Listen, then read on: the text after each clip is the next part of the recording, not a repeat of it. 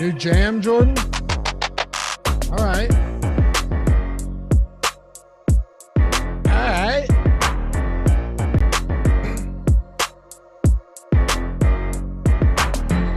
Yo. If Jock Market had a theme song, this is what Jock Market's theme song would be. You know, it just feels like it. What's going on, everybody? Welcome to the Awesemo.com NBA Deeper Dive, presented by Jock Market. I'm Dave Lochran at Lafayette_D on Twitter. Joined as always by Adam Scher at Ship My Money DFS, breaking down a four-gamer riddled with questionables, injuries, and a lot of unknowns that we're going to dive deep into. Hence the name right now. What's good, brother? How's it going, man? This is, I think, one of the more difficult slates to talk about this year, and it's only 4 games, but so many moving parts, so many things that we have to talk about. So it should be a good show. Yeah, I mean, interesting at least. Yeah. Good might have been overstating it. Good. It's a necessary show. I'll tell you that much. Hey, we got to sift through a lot of shit here for sure. But hey, you know what? Listen, a lot of times when you get weird slates like this, the good thing is that everyone has the exact same player pool. Everyone has the same access to information in terms of when injuries break. So, you know, nobody's getting an advantage here unless you're one of those people that thinks they are. In that case, you shouldn't be betting. You shouldn't be playing DFS or any of that stuff. But anyway, I think these slates are really fun to play. They're just really difficult to talk and write about. Right. Exactly. Well, that's what I mean. Yeah. It's no different than anything else in the sense that there's a lot going on, but we all have the same information, except you've got the deeper dive and live before lock with Josh and Greg coming up after this. Yes, Manny C, new beat, Jordan Klein pumping out the new jams behind the scenes here. Let's dive into it. Happy to have you with us, by the way. Hit that thumbs up if you haven't done so yet. Let's pop this north of 100. We got 400 out of the gate here watching us right now. If you haven't hit that thumbs up, it only takes a brief second, less than a second, as a matter of fact. And help us combat the YouTube overlords and feed the algorithm here on the YouTubes. And if you haven't subscribed yet, hit that subscribe. It's not going to hurt you. If you hate it, just unsubscribe. You'll never have to hear from us again. But try and put out the best free content we can around here and help you guys profit each and every night. Thank you. Over 100. Boom. Let's do it. And if you want to join, hit that join, get the badges, the custom emojis, the free super chat each month, the shout outs, the priority access with questions, all that fun stuff. All right, Adam, let's make it happen. We got 4 games here, kicking it off with Miami and Detroit. Now, on the Miami side, I mean, Bam Adebayo is always questionable, and it always seems to be something different. They come into this game still as big favorites on the road, 9 points, laying 9, 208 total against the bad Detroit team. I'm assuming you have Bam in. He missed practice yesterday due to a non-COVID illness. Do you know if there was a shoot around today? I'm not sure. I do know that he was not questionable this morning, and then he was listed as questionable this afternoon. All right, so let's kick it off with this. I'm assuming you still have him in, right? I do still have him in. It does feel like a legitimate Q tag for me, though, because you have the combination of the midday downgrade, and then he's listed with just overall body soreness. I'm not actually sure if Miami plays tomorrow, but if they don't, then he could rest, through the break. All right. So if he's in, let's start with this, because if he's out, you get Dwayne Dedmon, and he's always been a DFS darling at a cheap price point in the event that Bam were to sit. But if Bam's in, are you interested?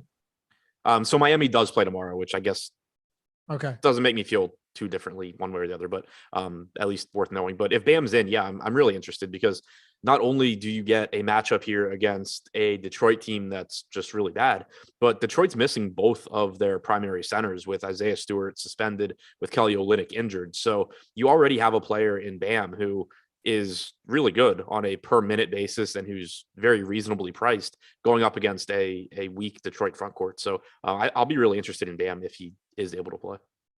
All right. So I guess the biggest thing here is, who do you have in and out for Miami right now? Everybody in? Anybody that you're expecting to be out? Because that's probably where we have to start. Yeah. I mean, I have Bam, Robinson, and Tucker in, but I wouldn't be surprised if any or all of them end up not playing.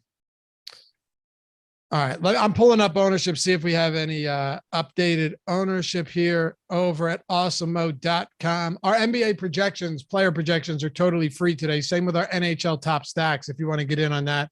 Okay. So we got an update less than an hour ago. Again, we're still waiting on a ton of news here, but for Miami right now, we do have Bam in. We got him projected on DraftKings at least around 11%. Butler is the guy that's pulling big ownership today, Adam, on a 4-game slate. We haven't projected to be owned by almost 25% of the field. His price is certainly creeping up close to 10K now. Is that worth it to you at this ownership against a bad Detroit defense? I'm kind of surprised the ownership's projected as high as it is. It's not a knock on Jimmy Butler for me. I think, he's likely to play a lot of minutes. I think it's a good matchup. He's certainly been good this year, averaging 1.3 DraftKings points per minute. But it's more so that he's close in salary to Paul George. He's not as expensive as guys like Jokic and Luka, but there is likely to be enough value tonight that you can get to those guys in your lineup. So I'm a little surprised the ownership's as high as it is on Butler. I guess, small forward is a relatively difficult position to fill. We know he does have a high ceiling, but just a little bit surprised, I guess, that the gap is as big as it is between Butler and Bam. All right. So I would assume that's not a priority option for you then. No, it's certainly, I'm not going to talk anyone off of Jimmy Butler. I think he's a good play, but I'm just a little surprised the ownership's as high as it is. Let me back up for a second because you wrote the deep dive today, free every single day of the week at awesemo.com. It's the best article you're going to find out there. You don't have to pay for it, and it breaks everything down. What was the process doing something like that today, or the process right now of like trying to put together lineups with all of the unknowns? The process was to wait as long as I could and hope that we got injury news. That didn't happen. So it was kind of just, when I wrote the article, it felt weird writing it because I think the plays that stood out for the most part were a lot of value guys that aren't very good. They're just cheap.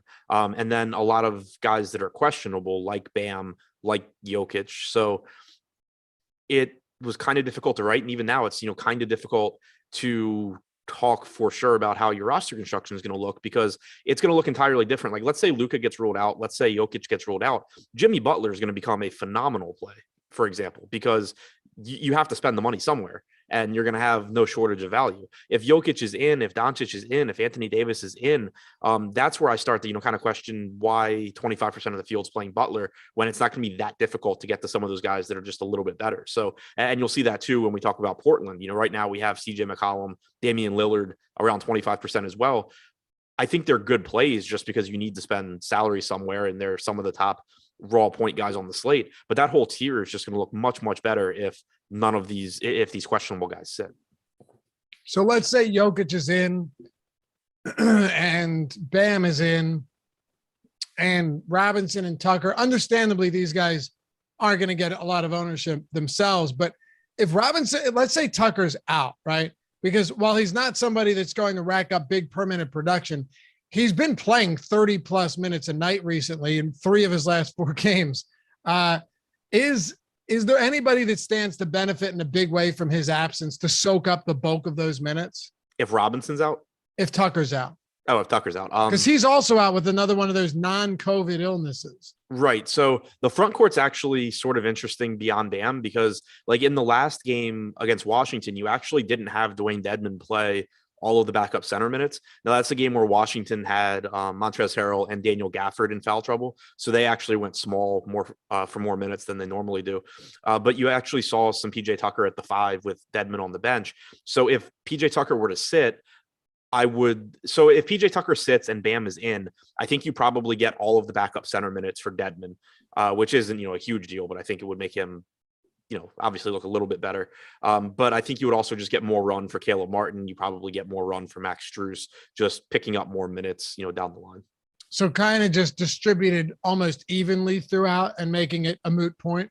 Yeah. That's what I'm expecting. I wouldn't say a moot point because it's a 4-game slate. And if Caleb Martin is going to play, let's say 24 to 26 minutes at 3K, he's certainly playable, even though you're not going to feel very good about it. But PJ Tucker and Duncan Robinson both, if one of them is out, it's kind of the same thing where they don't do anything on the floor. They, from a fantasy standpoint, it's not like if Duncan Robinson or PJ Tucker are out, you're allocating a bunch of usage to guys like Butler or Lowry or anything. It's more so just saying, okay, well, who's going to pick up more minutes? And the answer is some combination of Martin, Strus, and Gabe Vincent. So I want to put our viewers in the driver's seat here, and they'll do it on Live Before Lock too. They'll help you out there. But if you're building lineups now, what if Robinson's out? Yeah, kind of the same thing. So like if Robinson's out, Bam is in, Tucker is in, it's just assuming that guys like Strus and Martin are going to play low to mid 20s in minutes. Vincent probably gets some run. If Robinson and Tucker are both out, there's a lot of minutes available. You probably get more minutes for Tyler Hero for one, but you could conceivably, get 26 minutes from Martin, 24 from Strus, Vincent playing the rest, or, something like that. So it's, if they're both out, you're talking about give or take 60 minutes that need to be distributed to these other guys. All right. Anybody else want to hit one more point, I guess, because you had mentioned it at the top. If Bam is out, then once again, you get a $3,500 Deadman looking like a great value. But if Bam is out, it's also going to make Jimmy Butler look a lot better. It's, there's more usage, there's more playmaking to go around. And Butler's already projected for a lot of ownership. I mean, that will undoubtedly come up if that's the case. Of course, the timing of these games is tough because Denver and Dallas, so Jokic and Doncic, both 10 p.m. games. We got Jokic last game ruled out, relatively early, but I mean, Adam, there's no way, at least right now, that either of those guys are getting ruled out. Maybe, but it's unlikely that, Doncic is technically a game time decision. It's unlikely that either of those guys are ruled out before either of the first two games start. Right. So this is a slate where, not only are you waiting on a lot of news, but if you're playing, you should plan on being around your computer as well. Yeah, exactly. 100%. And make sure that if you've got those guys, you've got them in utility spots or places where you can swap them with, assuming you're hand building, with more than just one or two options at their position. You don't want to be stuck in that situation. Any other players for Miami you like or want to touch on? I mean, not really. So I guess to sum it up, assuming everybody is in, I really like Bam, Butler, Lowry, Hero all look fine. If Bam is out, Dedmon becomes a top value play. Butler looks better. Hero and Lowry look a little bit better as well. If Robinson and or Tucker are out, it's not a big benefit in terms of production for anybody, but it does move guys like Caleb Martin into, sort of dart throw punt territory. If they're all out, then play Jimmy Butler, play Dedmon, play Martin, basically play everybody if they're all out. All right. On the other side, I don't even want to speak ill of Isaiah Stewart, because if he were to somehow, some way see this show, nothing's going to stop by the time it's over. What? Knocking on your door by the time it's over. Nothing's going to stop that guy from getting to me. Now, I mean, I'm well prepared for intruders, Adam, but I'm not sure anything could stop him. That was one of the most bizarre things you'll ever see. When he ran into the tunnel, you swore he was coming out the other end. The one security guard was like pointing at the other side, like he's going to come out over there. Did you see the John Boy breakdown of it? No. Was it good? It's good. I mean, first of all, LeBron got him pretty good. And everyone, there were so many tweets like it was inadvertent. It was an accident. He was just trying to get him off. I mean, come on. Could you be that much of a stand that you can't see what it was? And I don't really care one way or another. I have no horse in this race, but Isaiah Stewart, please take nothing I say seriously.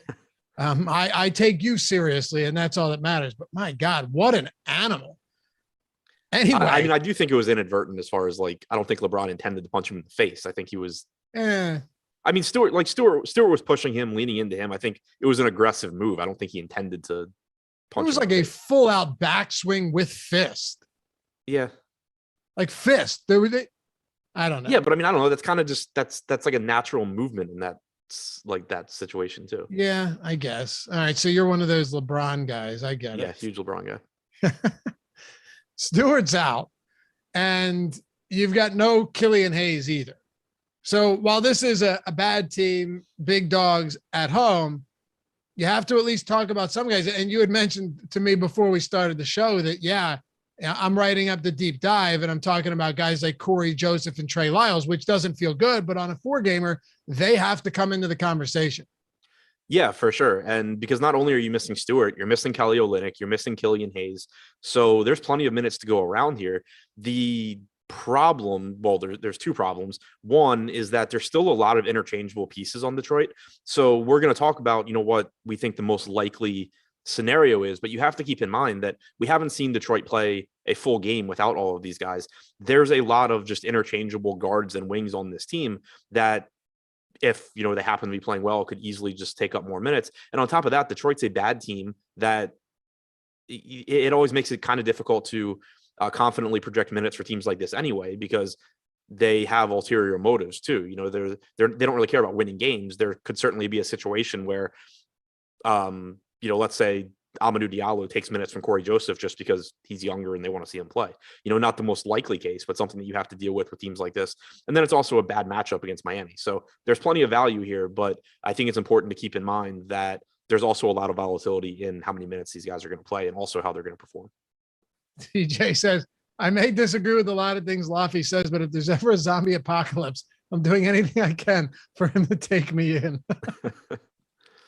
It was Stewart, though. I could lock all doors and windows, and that guy's coming through my air conditioning ducts. I have no doubt he would find me.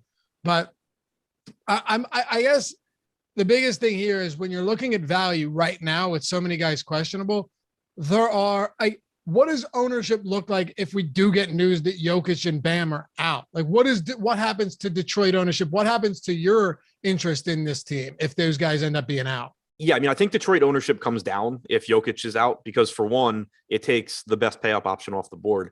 But for two, you're just opening up a bunch of value in Denver as well. So at the very least, it would kind of, flatten it out, I think. And it would create a situation where if we didn't lose ownership on Detroit, I would gladly just go to Denver guys as well. The problem, though, is that there's a good chance we don't have that news by the time Detroit locks. Anything else you want to hit on specific for Detroit that stands out as top options today? Yeah, I guess to kind of just try and go through the rotation. Corey Joseph started the last game in place of Hayes. He played about 38 minutes. That's certainly on the table today. I don't think he should be projected for 38 minutes, but it's likely that you're getting low to mid 30s in minutes from Corey Joseph. He's around a 0.7 to 0.75 fantasy point per minute guy, should produce at a little bit lower rate against Miami, but still cheap, still projects as a good point per dollar value. The piece in the starting lineup that I think is up in the air is who starts in place of Stewart. My guess is Trey Lyles. He was Stewart's direct backup last game. He has been typically with Olynyk out. When Stewart was ejected, Josh Jackson subbed in, took the free throws. Then Trey Lyles came in and played like a minute, but Lyles picked up his fourth foul, so he went back to the bench, and you ended up getting more run for Amadou Diallo. But my assumption is that Lyles starts here. If he starts and can stay out of foul trouble, I would think you're getting low to mid 20s in minutes from Lyles. He's a solid fantasy producer at minimum salary on DraftKings, close to it on FanDuel, so he would look good. But potentially you could get Diallo in the starting lineup. You could get Josh Jackson in the starting lineup. You could get Frank Jackson. In theory, they could just go with Grant and Bay in the front court and keep Trey Lyles on the bench. I don't think that's the most likely case, and we'll have this lineup before lock. But I do think that fifth position is, kind of could be rotated through several guys. All right. Joseph C says Kade over 6.5 rebounds. Well, I can tell you this much. I just pulled it up on Odd Shopper. Simple search, very simple stuff there. And we've got him at 6.8 projected, 53% win rate, expected win rate, 9% expected ROI. So, 6.5 sounds about right, Adam. I have him at exactly 6.5. Right. So yeah, exactly. Thank you for the $10 super chat. TJ says the second zombie pandemic begins. I'm on my way over from Canada. Let's win tonight, fellas. Let's do it. By the way, what have I ever said that you disagree with, TJ? I take offense to that. Sum up this game, Detroit and Miami. I know it's hard, but anything else you want to hit on? You already summed up Miami quite well. If you want to just tackle Detroit, kind of encapsulate everything before we move on. Yeah, I guess to touch on the actual good players on Detroit. Kade Cunningham is still fine here. It's clearly a difficult matchup for him, but we saw 38 minutes last time out. He recorded a triple double. We know the upside that's there for him. He has a 26% usage rate, 11% rebounding percentage, 26% assist percentage this year, and he's playing big minutes if they're able to keep this game close. Jeremy Grant, Sadiq Bey, potentially more rebounding opportunities for these guys. There's virtually no sample going back to last year of them playing without a center on the floor. So it's tough to say, exactly how much they would benefit, but Sadiq Bey, I think, could see a little bit more in the way of rebounding here. And he's a little bit cheaper than Grant. But to sum up Detroit, I think it's basically Joseph and Trey Lyles, if he starts, look like the best values. But I do think that in tournaments, you should still be willing to take some shots at guys like Amadou Diallo, Frank Jackson, Josh Jackson, basically just hope that variance breaks in your favor if they're going to be a lot lower owned, because I just don't think anybody should have a lot of confidence in being able to project exactly what this Detroit team is going to do. Lakers, New York Knicks, hit that thumbs up too. What are we at, 250? Not bad. 1,100 watching right now. Okay. Only takes a second. Lakers and New York Knicks. Oh, and I did want to mention promo code stuffing, STUFFING, kind of like because Thanksgiving's coming up.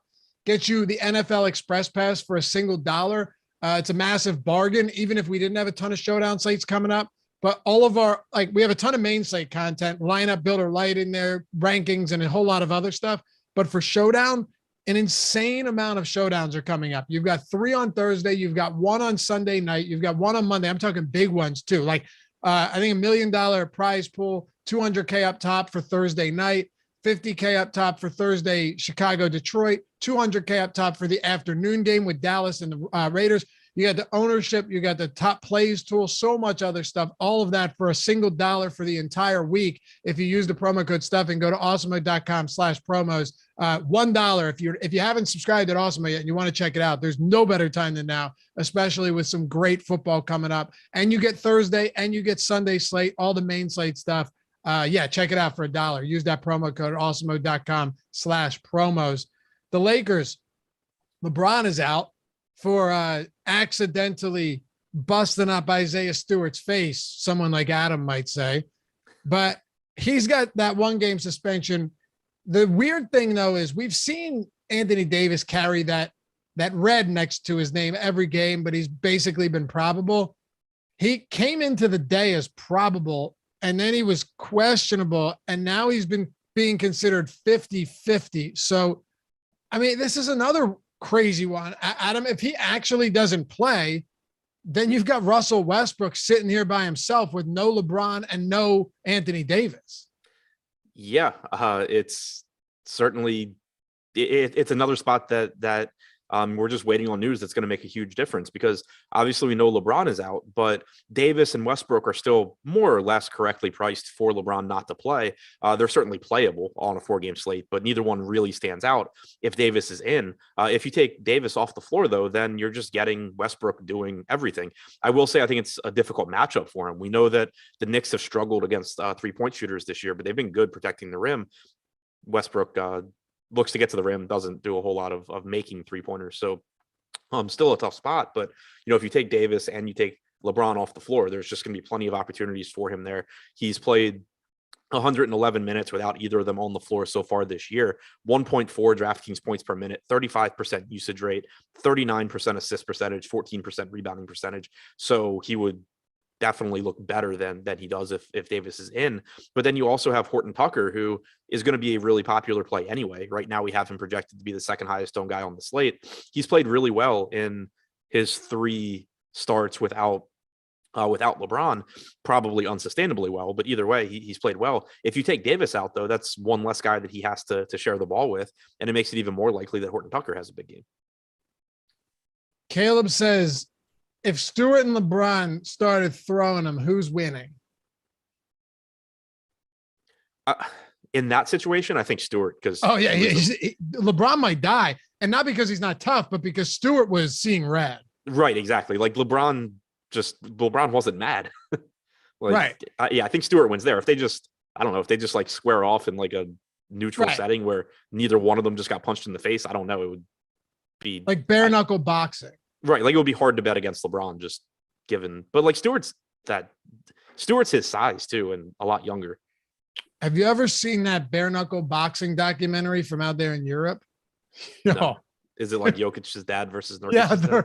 they're nuts. Oh man, you guys got to check it out. Not now or during Live Before Lock, but when you get some downtime, you will thank me for it. It's nuts. It might be a Vice. I don't remember, but yeah, Adam, it's just, this is another one of those spots. I'm assuming you have Davis in right now, and I think that would be the prudent decision. But if he plays, does that make the Lakers because the Lakers recently, even with LeBron out, haven't been that appealing in terms of the top tier guys. What about Westbrook and Davis if Davis is in? Yeah, if Davis is in, then it's pretty much just, tournament guys where, Davis and Westbrook are obviously always fine at relatively low ownership on a 4-game slate. We have Westbrook at 16%, Davis at 14% right now. But neither one's going to look very good. But if Davis is out, then Westbrook looks a lot better. Carmelo Anthony looks better. You potentially get DeAndre Jordan back in the lineup as a $3,400 punt. But I think that would open up a lot if Davis is out. Okay. So because you mentioned it, but Taylor Horton Tucker right now is getting the most ownership on this team by a mile. Are you in line? Are you on board with that 28%? Yeah, I think 28% is reasonable. So my concerns with Horton Tucker are that the salary is increasing. Like, he's up to $5,900 on DraftKings. I don't buy into the level of production that he's had so far. In the 3 games he started without LeBron, he has a 26.5% usage rate. But in the minutes he's played alongside Russell Westbrook this year, he only has about a 21.5% usage rate. And most of the minutes, if you go back and look at the rotations from the last game LeBron missed, most of Horton Tucker's minutes were alongside Westbrook.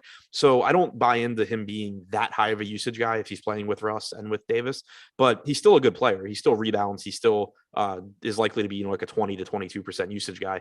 So I still think he looks good, and he certainly could play a lot of minutes here. I have him in for 36. I think Alex has him in for 34 or 35. But in that Milwaukee game, he played 39. So there's certainly a path to more playing time.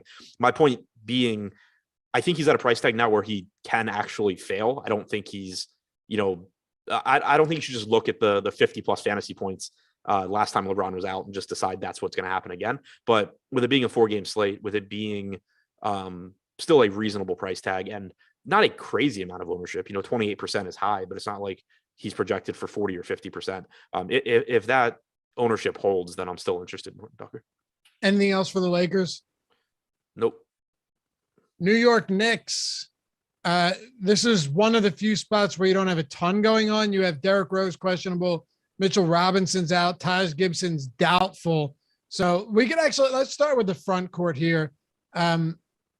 Do you go to a Nerlens Noel today? Is that viable for you? And I did want to ask you one thing with this same question in mind. If you're looking at value plays, are you like, if there's kind of middling value options, are you maybe a little bit more hesitant to get to those guys on the earlier games in the event that something opens up in the late games and gives you way more opportunity for a much better play instead of settling? Yeah, especially, if you're somebody hand building, that's really easy to do is, if you're in any sort of a tiebreaker situation, try and hold out for the latest possible. Playing 150 max, it's a little bit more difficult to, make that actionable. I think you could potentially, just kind of bump the projections a little bit for guys in later games, but it's a little bit more difficult to do. But yeah, I think that in a tiebreaker situation, just going with the latest guy possible is a good idea. Jordan, you are a phenomenal producer, but I am truly disappointed that you would not have just made a poll for LeBron versus Isaiah Stewart and thrown that in the chat. You know what I mean? Don't make me think for you, big fella. I'm kidding. Throw that up there, though. That'd be great. Jordan Klein, everybody. Okay. Do you have Derrick Rose? do you have Derrick Rose in? Yeah, I have him in for right now.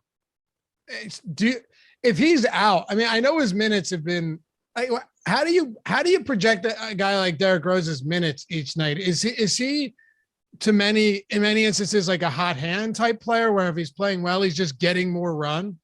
Yeah, and I think that's kind of the case with most of the Knicks in general. So it's a situation where they're the perfect example of why it's important when you build your lineups to have some way to account for randomness, volatility, upside, not just median projections, because you can't give Derrick Rose or Kemba Walker, like a 27 or 28 minute projection on average, but they both have that in their range of outcomes if they're playing well. We know that you're typically going to get 48 minutes from those guys, or at least close to it. And if one of them's playing well, they're going to get the extra run. And so because of the fact that on average they're playing 24 or so minutes, the pricing is down. You have 4,600 on Rose on DraftKings, you have 4,800 on Kemba. Those prices are fine for their average production, but there's just a lot more volatility in their playing time than there is for most players. And it makes it so getting to them in tournaments, especially against a Lakers team that's one of the fastest in the league and on a short slate, makes sense. You know, right now we have Rose projected for 16% ownership on DraftKings, Kemba only at 9%. And that's a function of people use median projections to make lineups, but they don't typically do a very good job of accounting for volatility in minutes. So I think either one of these guys, like, you don't want to play them together, but I think that getting to either of them makes a lot of sense in tournaments because they're in a situation where if they're playing well, they're likely to get more minutes. If they're not playing well, it doesn't really matter because they're killing your lineup anyway. Yeah, that's a great point. And this is not the Lakers defense of old. No. And what are they right now? Bottom, they got to be at least bottom half of the league in defensive rating this year. They have not been particularly good. I think they're bottom half of the league. They are 20th. 20th, yeah. And second in pace. What's Rose's own projected ownership right now? Rose is at 16, Kemba's at 9 on DraftKings. Kemba's at 9. What do you think the minutes upside for these guys is today in the event that they're playing well? 28. Yeah. Okay. That makes sense. I mean, look, either of them. Rose played 30 minutes last game. Was that an overtime game or was that? I'm assuming it was regulation, right? I think it was regulation. I thought so too. Yeah. What about Julius Randle? 10K. Yeah, Randle's like the one guy on this team that you don't have to be too concerned about his playing time. We've seen the Knicks second unit play really, really well in recent games. And so that's cut into the playing time for the starters, but Randle hasn't really been affected by that. You can still expect him to play 35, 36 minutes here. On DraftKings, he's fine at 10K, but where he really stands out is FanDuel, where he's only $8,400. You know, he's the best fantasy producer on this team on a per minute basis. He's the team leader in minutes per game. There's just no real reason for him to be 8,400 on FanDuel. Yeah. I was thinking the same thing. 8,400. Yeah, but he's 50% right now. Yeah, but he's also just mispriced by $1,000. Yeah, for sure. I get that. What's he at on Yahoo? I mean, Julius Randle is 35 on Yahoo, projected for the highest ownership of any player on the slate. Wow. Yeah, that's another cheap price tag. Anything else you want to hit on for the Lakers? Yeah, Nerlens Noel, kind of mentioned him at the beginning, but he's another one where I think his playing time is really volatile here. But Mitchell Robinson is out. Taj Gibson is doubtful. In the game where Robinson was initially hurt, Noel ended up playing 29.1 minutes. He played the final 22 minutes of the game. And then last game he started, played about 26 minutes, but that was a game where he picked up 3 fouls in the first half. He picked up 2 more in the third quarter. And then they were playing the Bulls, who closed small with Derek Jones Jr. and DeMar DeRozan in the front court. So I think if Noel stays out of foul trouble, there's certainly a path to him playing 30 plus minutes at 4,200. He's around a 0.85 fantasy point per minute guy. So I think he's a good value. And then also Alec Burks is someone that's benefited from the Knicks second unit getting more minutes recently. For the season, he's averaged about 21 minutes per game, but over his last 10 games, he's at 23.5 minutes. Over his last 5, he's over 25 minutes per game. He's only $4,200. He's about a 0.95 fantasy point per minute guy this year. So I think he's a good value. And then you can say the same thing for Emmanuel Quickly, who for a lot of this season just wasn't really getting any run, but now over his last 5 games, 21, 23, 24, 21, 25 minutes, he's only $3,800. So I think with the Knicks, you want to be setting rules to basically not be not have, guys are going to cut into each other. Like, you don't want Rose and Kemba. You probably don't want Burks and Barrett together, or Burks and Fournier together. Quickly, and I probably wouldn't want to do Quickly and Fournier or Barrett either. But the point being, all of these guys, or most of these guys, if they're playing well, have a path to enough minutes to be really, really good values. If you're playing a single entry, maybe a higher stakes single entry, or even lower stakes, the $12 or whatever it is, are you still willing to say, or 3 max even, are you still willing to take those shots on the guys like Rose or Quickly or Kemba?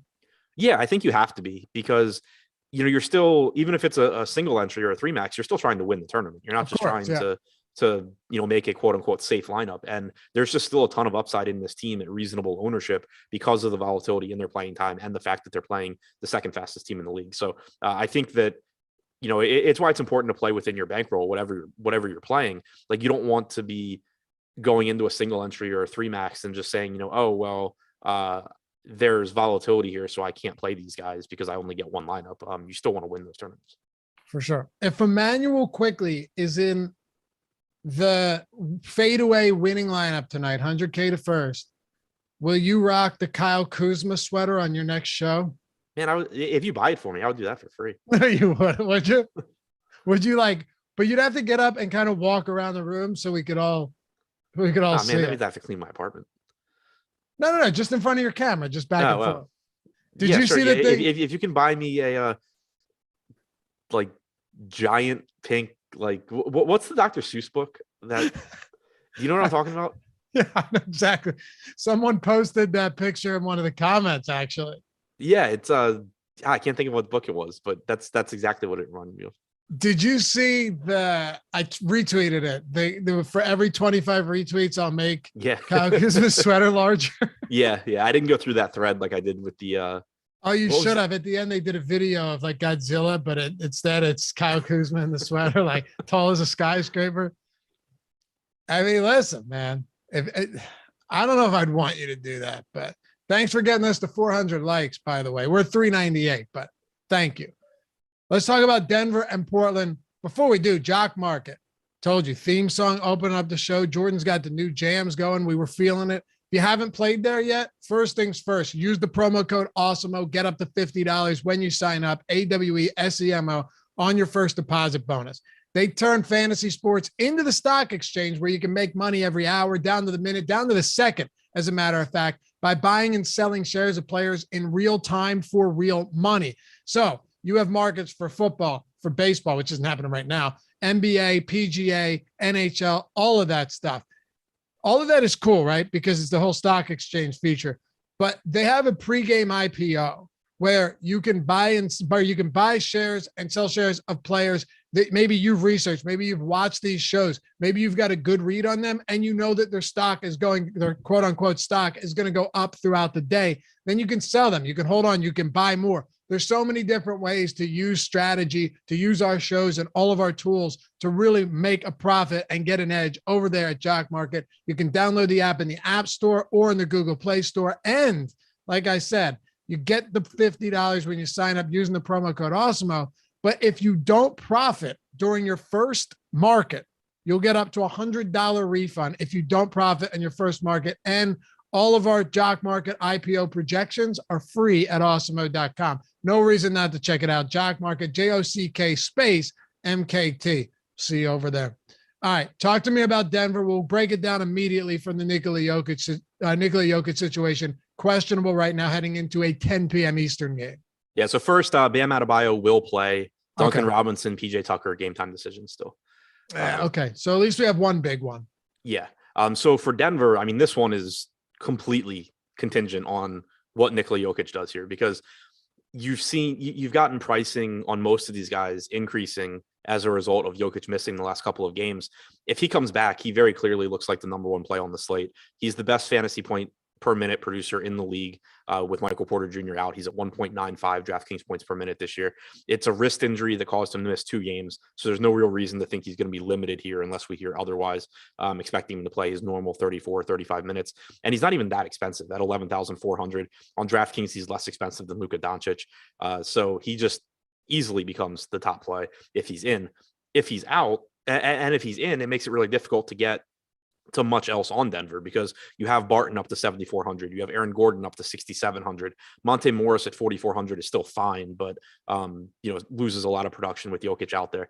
If he's out though, then it just opens up a ton from this Denver team, because you would get more production from Will Barton. Aaron Gordon with Porter out is playing more minutes. The problem is if Jokic plays, you don't really get increased production from Gordon. You're just getting more minutes, and now his salary accounts for that. But he's got a 23.5% usage rate this year without Jokic or Porter on the floor. You kind of get him back to those Orlando days where he does some rebounding, he does some playmaking, he's a relatively high usage guy, and he's producing 1.1 DraftKings points per minute. So if Jokic is out, Gordon looks better, Barton looks better. Monte Morris actually hasn't done a whole lot without Jokic on the floor this year, but going back to last year, he's been close to a fantasy point per minute guy. So he would look better.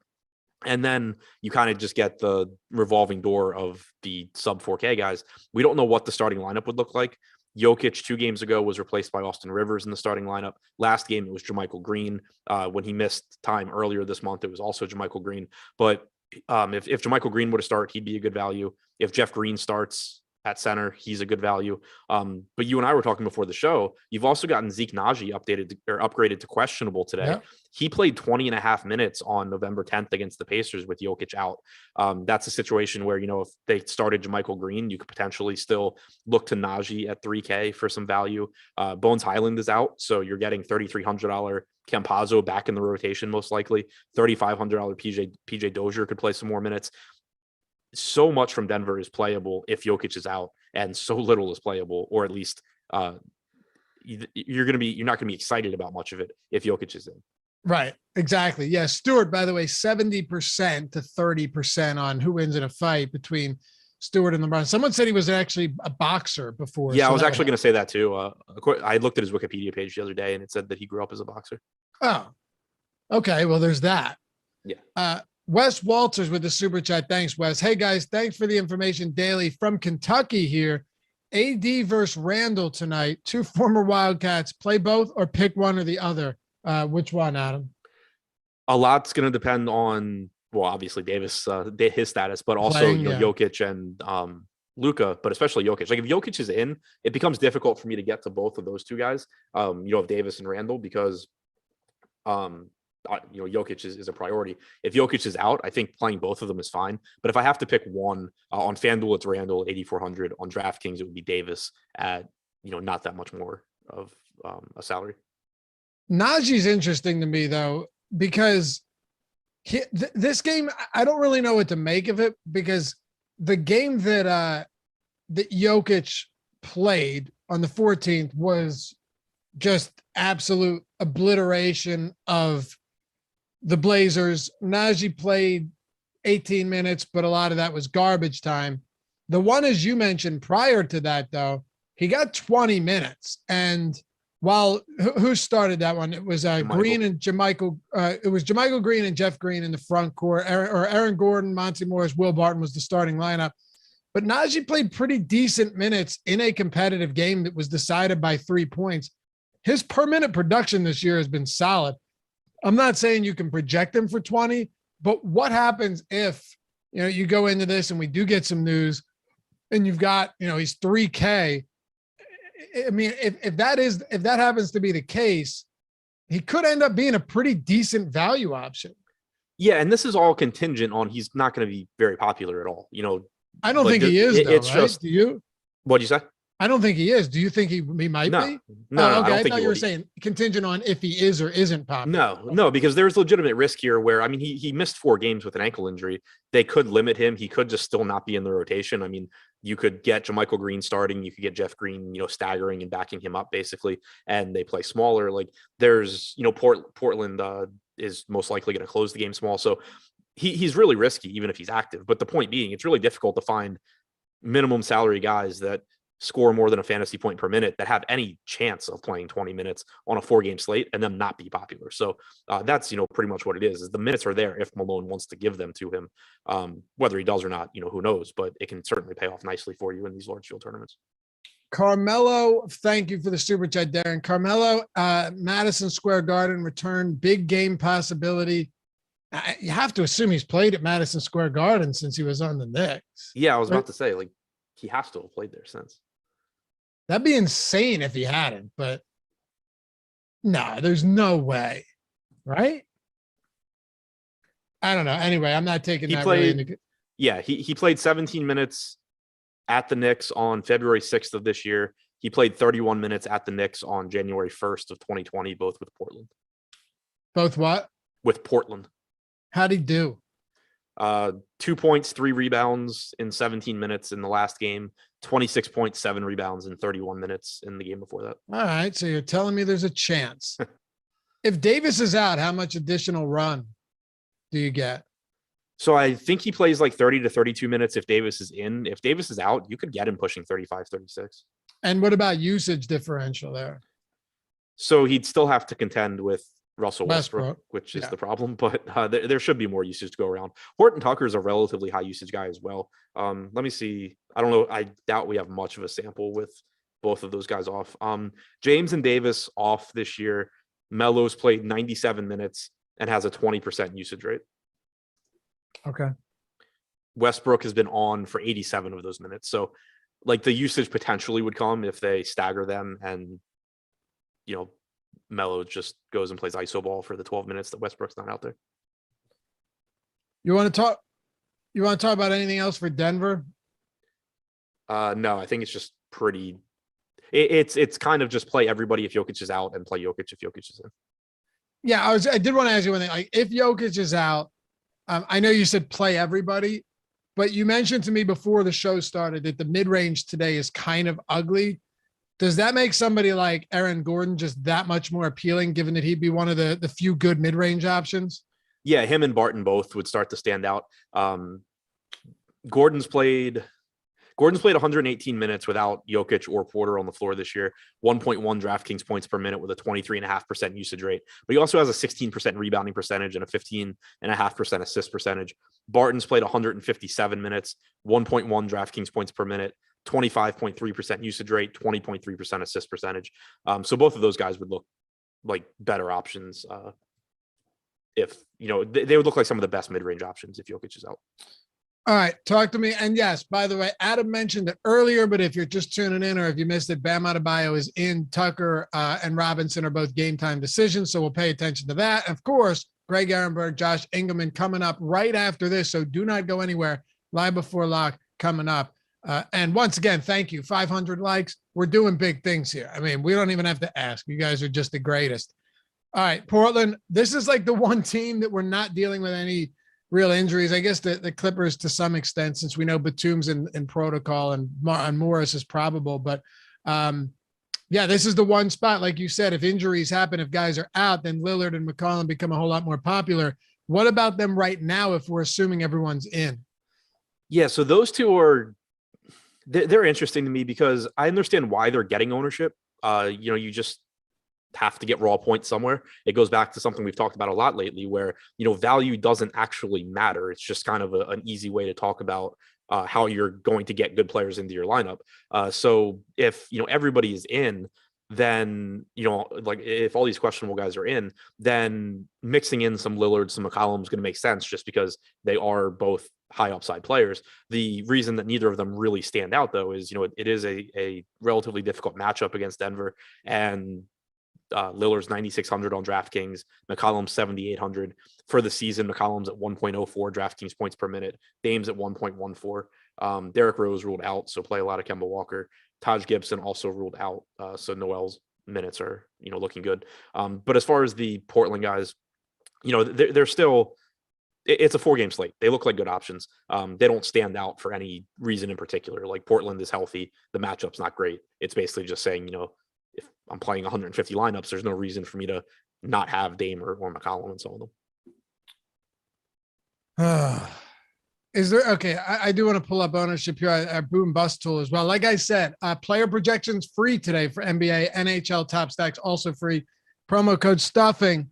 Get you $1 for everything in the Express Pass, NFL, all of the showdown slates, huge ones all week long, and awesemo.com/promos. You don't even have to type it in. Just click a button, get it for $1. Oh, sorry, go ahead. No, please go ahead. Oh, I was going to say the Boom Bust tool on Damian Lillard actually is like, it illustrates perfectly what I was just trying to say. So we have Lillard with only a 19.6% chance of your 19.6 boom percentage. So that's what we have, his chance of being 5 times his salary plus 10 fantasy points normally. And, he's projected for 24.5% ownership. So a lot of times you would look at that and say, oh, he's, overowned, but we have him with a 26.9% chance of being in the optimal lineup. And the reason for that is there's so much value elsewhere that you kind of don't need him necessarily to be that likely to exceed his salary. It's more that if he just goes out there and gets like 45, 46 DraftKings points, he's still going to be in the optimal lineup a decent percentage of the time. So now that Derrick Rose is out, can we just back up there for a second for anyone that missed it? Because that seems relatively important. Yeah. So Kemba Walker's minutes should be more secure. You've seen, or you've gotten Rose cutting into his minutes pretty much all season long. It's likely, I think, that Kemba gets you, 26, 28 minutes here. It also makes, or should make, Emmanuel Quickley's minutes more secure. He's been playing a lot anyway, but now there's more minutes available, more, backcourt minutes available.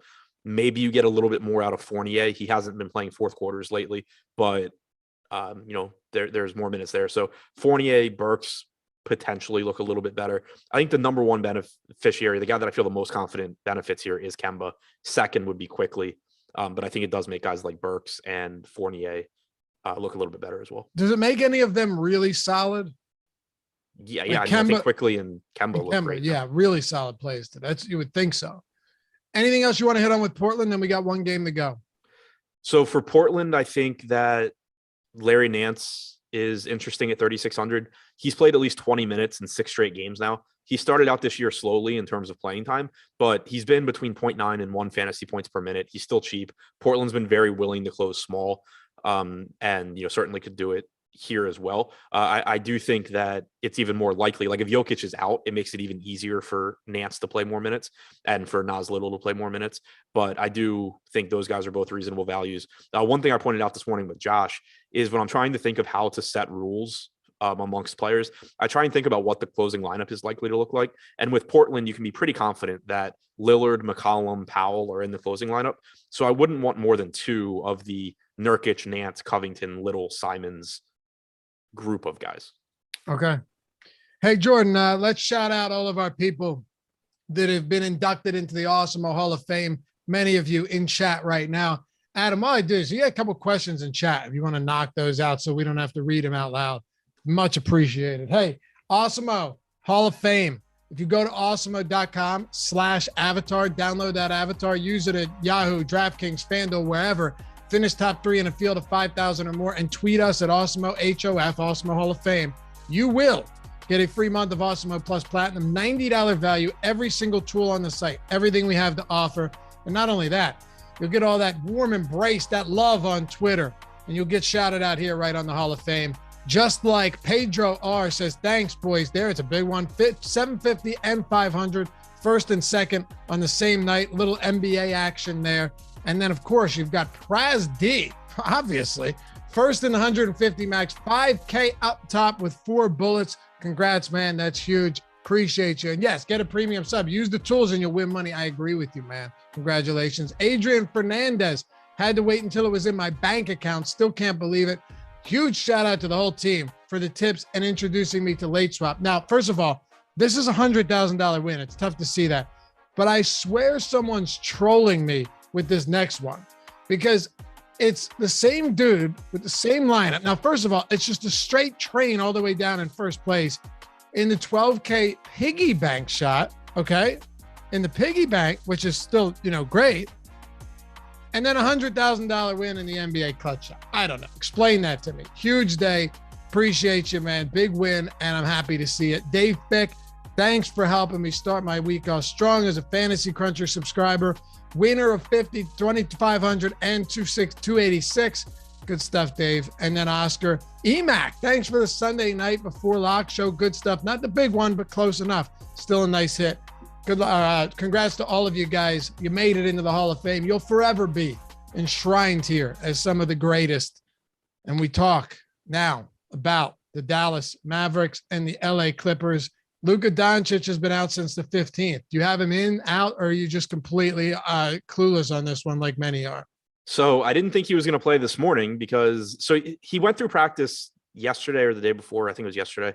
And the Dallas beat reporter tweeted out a video of Luka practicing and then followed it up a couple minutes later with, well, Luka just yelled in pain, slammed his hand slammed into the bleachers and then left with ice on his knee. But then he went through shoot around today. So typically when guys go through shoot around, I assume they're going to play. Another counter argument is Dallas is off until Saturday. So would make a ton of sense to just not play Luka tonight and give him a few extra days. But since he went through shoot around, I'm assuming he plays until I hear otherwise. Where do you have him at in terms of favorability today or priority? Not very high because he's more expensive than Jokic and just doesn't compare in terms of average production. What is interesting, and I don't know if this holds, I don't totally buy it either, but we have him projected right now for 4% ownership on DraftKings. If that is actually the case on a 4-game slate, then by all means get to Luka. I think it's more likely that a lot of other people have that same thought process, and you just see his ownership bump a bit higher than that to where I would rather just, play Jokic or others. So, obviously Luka's fine, but you do have injury concerns, and you do have the fact that he's more expensive than Jokic. Yeah, I guess the one thing that benefits you is you have both of these guys around the same price. The fact that he's more expensive than Jokic seems odd to me. I know he's played much better lately, but let's just assume you've got him in the utility spot, Adam, right? You've got, Doncic or Jokic. You're hoping that one of them plays, or both, but you're hoping at least one of them plays. If one of them doesn't play, you're still going to have a lineup that more than likely has at least, one or two other guys from these 10 p.m. games. Are there any swaps that you think make sense? I know I'm kind of putting you on the spot here because you crunch lineups, but is there anything you can do if both of them are out? Would it be just, okay, go to Dame or go, you understand what I'm asking? Because I'm assuming a lot of people hand building are going to do this same thing. Yeah, I don't think it's going to be too difficult to figure stuff out when we get that news, even if it's after like the Knicks game locks, because you have Paul George on the Clippers in the Dallas game at 10:30. You have Dame on the Blazers in the Denver game. So at worst, and you mentioned it earlier, but it's important if you are hand building, this is why you want to be keeping, Jokic or Luka in the latest spot you can, because it's going to be easy just to swap to those guys. But also there's so many potential plays from these two games that, even though more plays have opened up on the Knicks now, you're still just naturally going to have a couple of roster spots open in most lineups. So I'm not doing anything special to leave spots open, because I think it's going to happen naturally. And worst case, I'm going to be able to just go from Jokic to Dame or to Paul George, or Doncic to Jokic or Dame or Paul George, whatever. I would think the same thing. Yeah. Assuming Doncic is in, there's not a lot from Dallas that really stands out to me, at least. Like Porzingis, I think is palatable, but I don't really like Dallas, especially when Doncic is playing. Yeah. Dallas rather is another team similar to Denver, where you've had Luka out for a bit now. So Kristaps Porzingis' salary is increased. Jalen Brunson's salary is increased.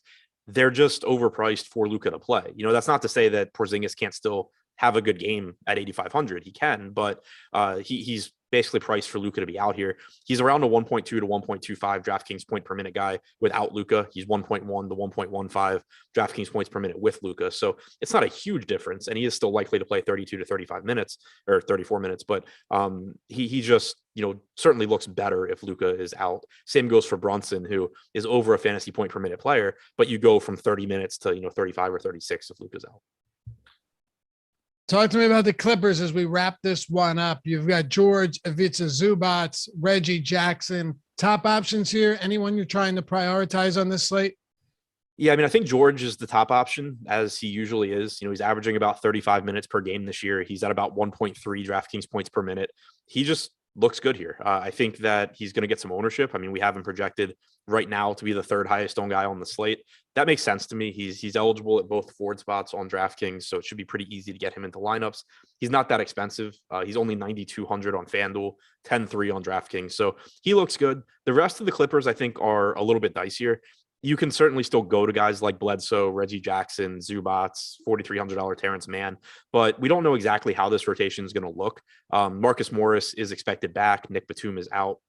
So we don't know how many minutes Morris is going to play, but it potentially could kind of throw a wrench into these guys. One other thing to keep an eye on, and I haven't seen anything else about it throughout the day, so maybe it ends up being a non-issue.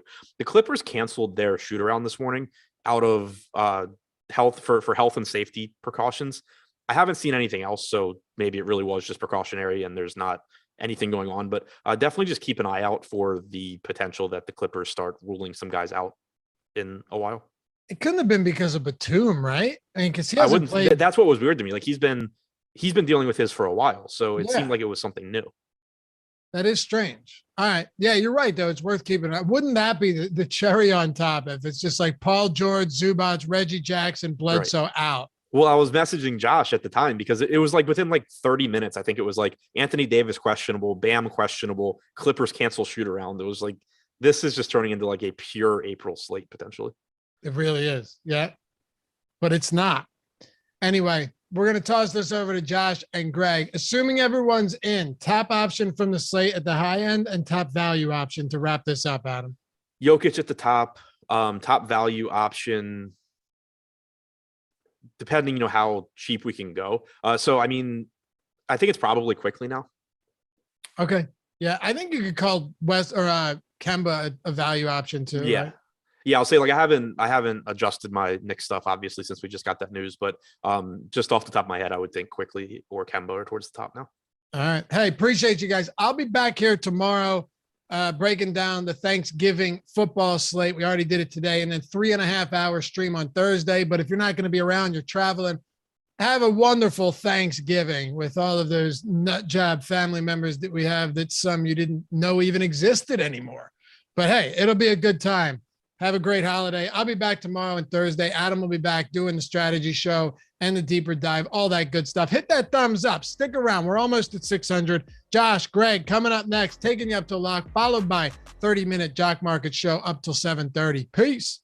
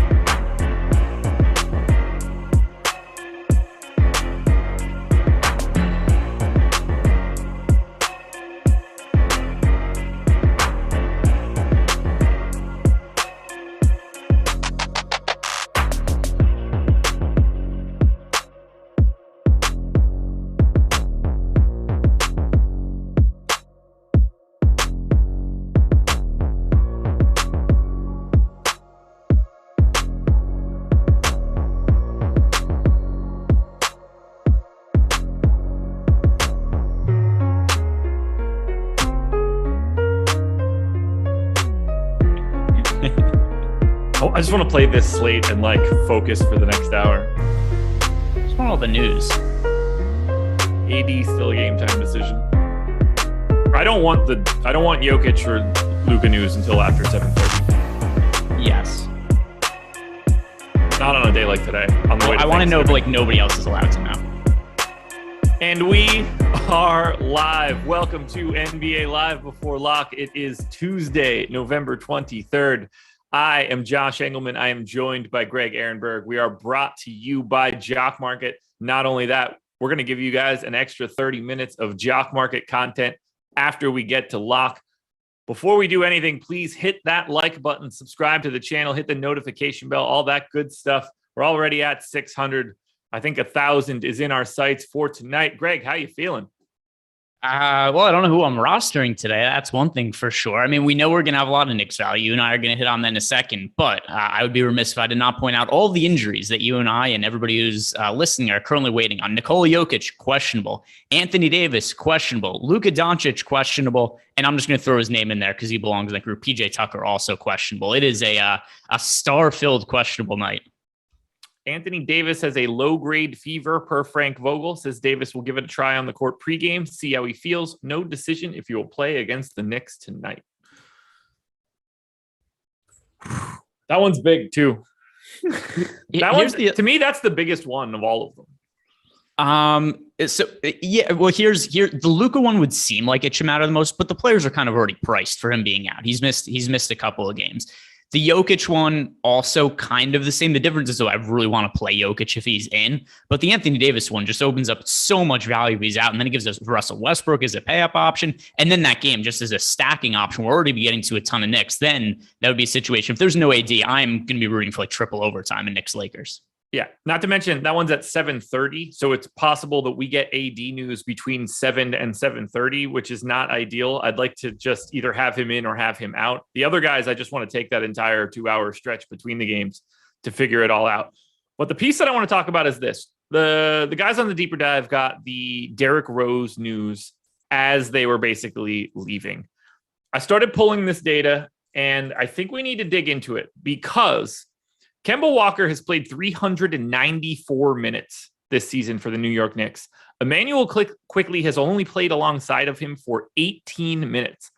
I do not know if he is just going to naturally fall into additional minutes here. It would not surprise me if Emmanuel Quickley was basically just the backup to Kemba Walker. How do you feel about this?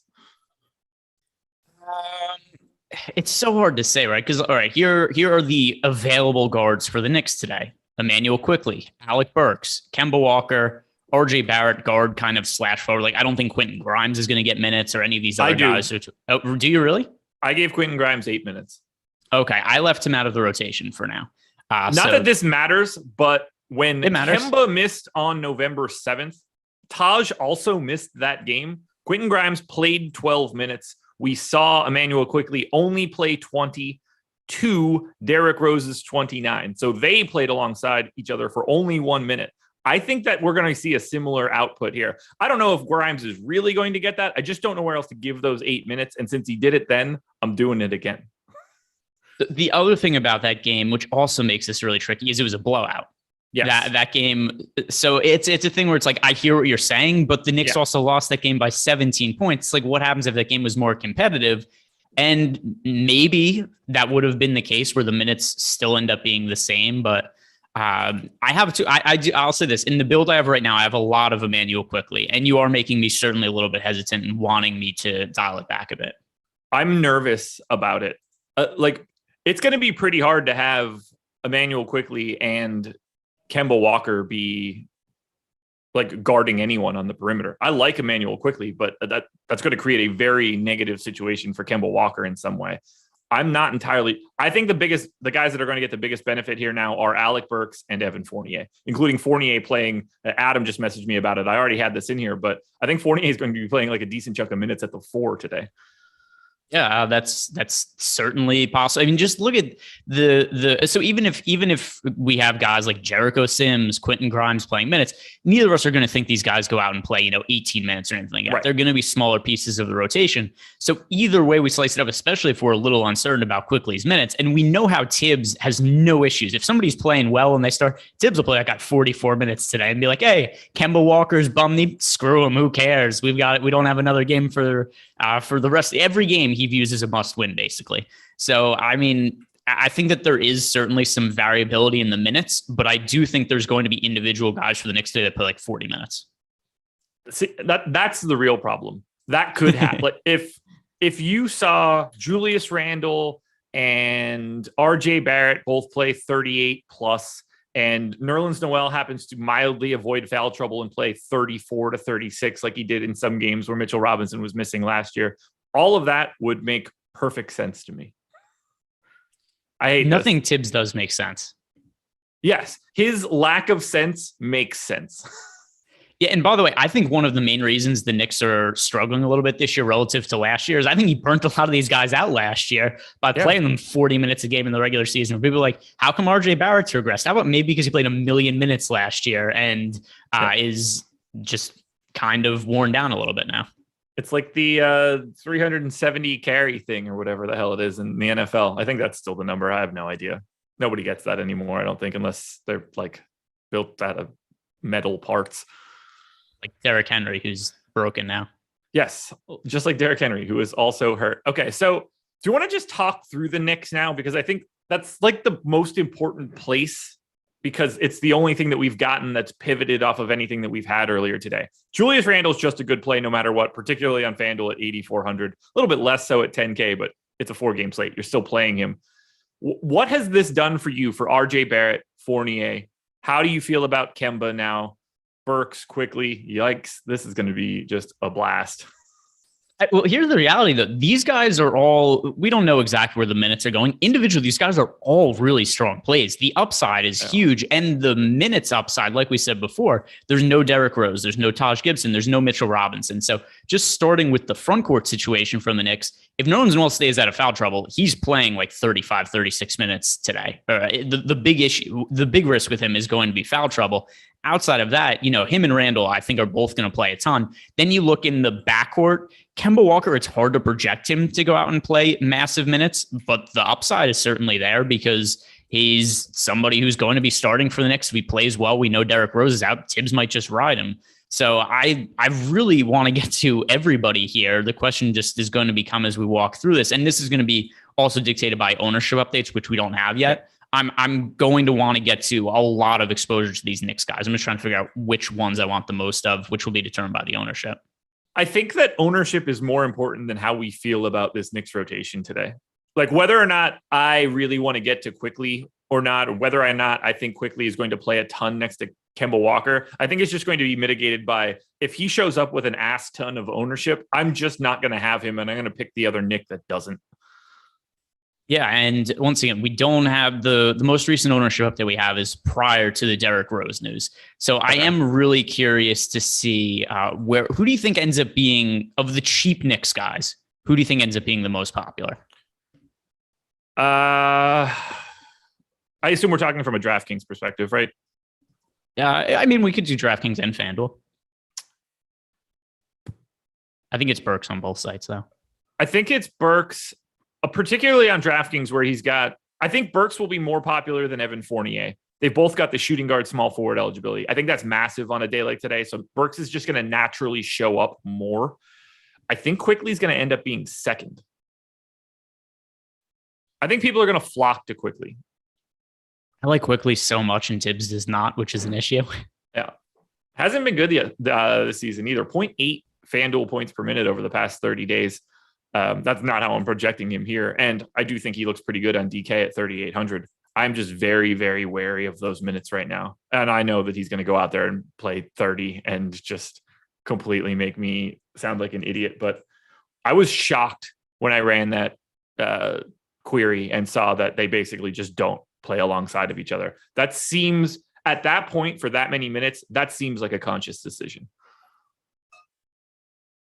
Potentially. I also wonder though how much of it is. I mean, the Knicks have so many guards typically to go to, and I wonder how much of that's also been happenstance. But yeah, maybe it's predestined by Thibodeau. 250. Derrick Rose has played 389 minutes. 254 of those have been with Quickly. Like 254 to 12 or whatever stupid little made up number that I said before. Like that's something.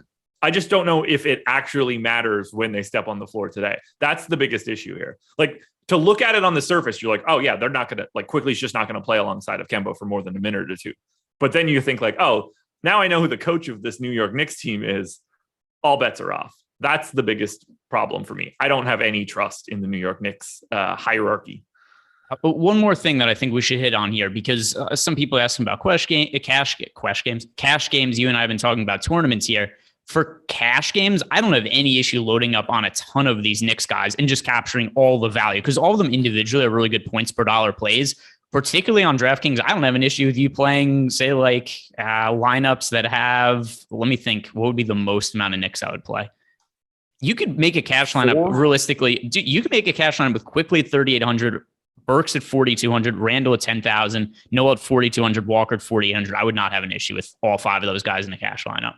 Oh, wow. You didn't even name the one that I think is the best option there, which is RJ Barrett. Point guard, small forward eligible, so you can put him in 5 different positions. I can't imagine his minutes are going anywhere at this point. He'd be the guy that I think I'm actually most interested in that sort of scenario. You can make it 6 Knicks then. I don't, but because it's really they all grade out really similar, except for Barrett for me grades out. I think he's got a little bit bigger of a ceiling. He's just going to shoot better at some point in time, I think. Maybe. I don't know. He didn't shoot particularly well in college either, or his first year in the league. And then just last year he shot well. If Barrett ends up being really popular, I would say play him in cash games too. If not, though, I think the other guys are just better points per dollar plays.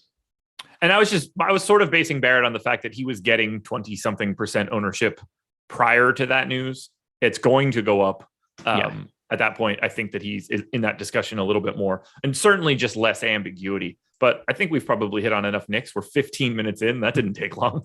Well, we're waiting for other news to come in, because beyond that, it's, we could obviously go through the what if scenarios and be like, hey, here's what we're going to do if Luka's in, if Luka's out, if AD is in, if AD is out. But realistically, it's hard to know who we're going to like from some of these other teams right now. Yeah. Well, let's talk a little bit about some of the guards that we're looking at. Before we do that, though, I just want to let everybody know our NBA projections are free today, and that seems like a pretty good deal on this particular slate. We got a lot of weird stuff going on. You don't have to worry about making any sort of purchases or just building this stuff by hand or off the top of your head. Our projections are free. Go to awesemo.com to check them out. And if you happen to be playing NHL, our top stacks tool on NHL is also free. Feels like that's probably not a big thing for the 2,100 people that are watching right now, but that doesn't mean that it's not free. Why'd you laugh when you said that? What?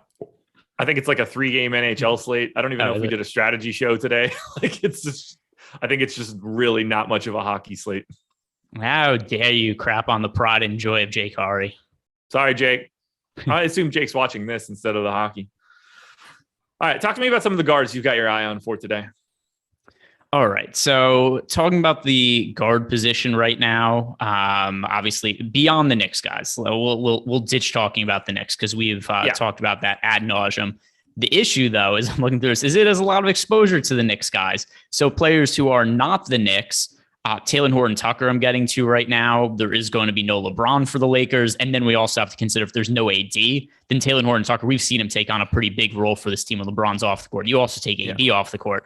Taylor Horton Tucker could be looking at a really massive fantasy game. And then the other one also that's going to make a whole lot of sense that I don't have a ton of in my build right now is Russell Westbrook. Because if you take AD and LeBron off the court, Russell Westbrook, to me, then will become the top pay-up option on the slate. Yeah, I think we see Malik Monk fall into like a crazy amount of minutes if AD happens to get excised from this team. We probably have to have like a pretty big conversation about which center we actually prefer between Dwight Howard and DeAndre Jordan, a conversation that I certainly don't want to have. I really, really, really just want AD to be in. I have a very bad feeling that we are going to get the AD news at like 7:20 while we're still live. And I might just like accidentally kick the plug out of my computer. My real fear with the AD thing is that he's in and then leaves the game after like 4 minutes. Well, considering he is currently my most exposed play, I also have a bit of fear there. It's not going to be that by the time we get closer to lock, but that's just the way that he's popping up right now. And I don't really feel good about that. We did get an ownership update 38 seconds ago or more. Let's dig in. Who are the popular plays? And I have a feeling they're going to be Knicks, giving it a refresh. Right. I'm going to filter down. Alec Burks is the highest owned at 29%. These guys are not, there's no way these guys are going to be way more popular than this.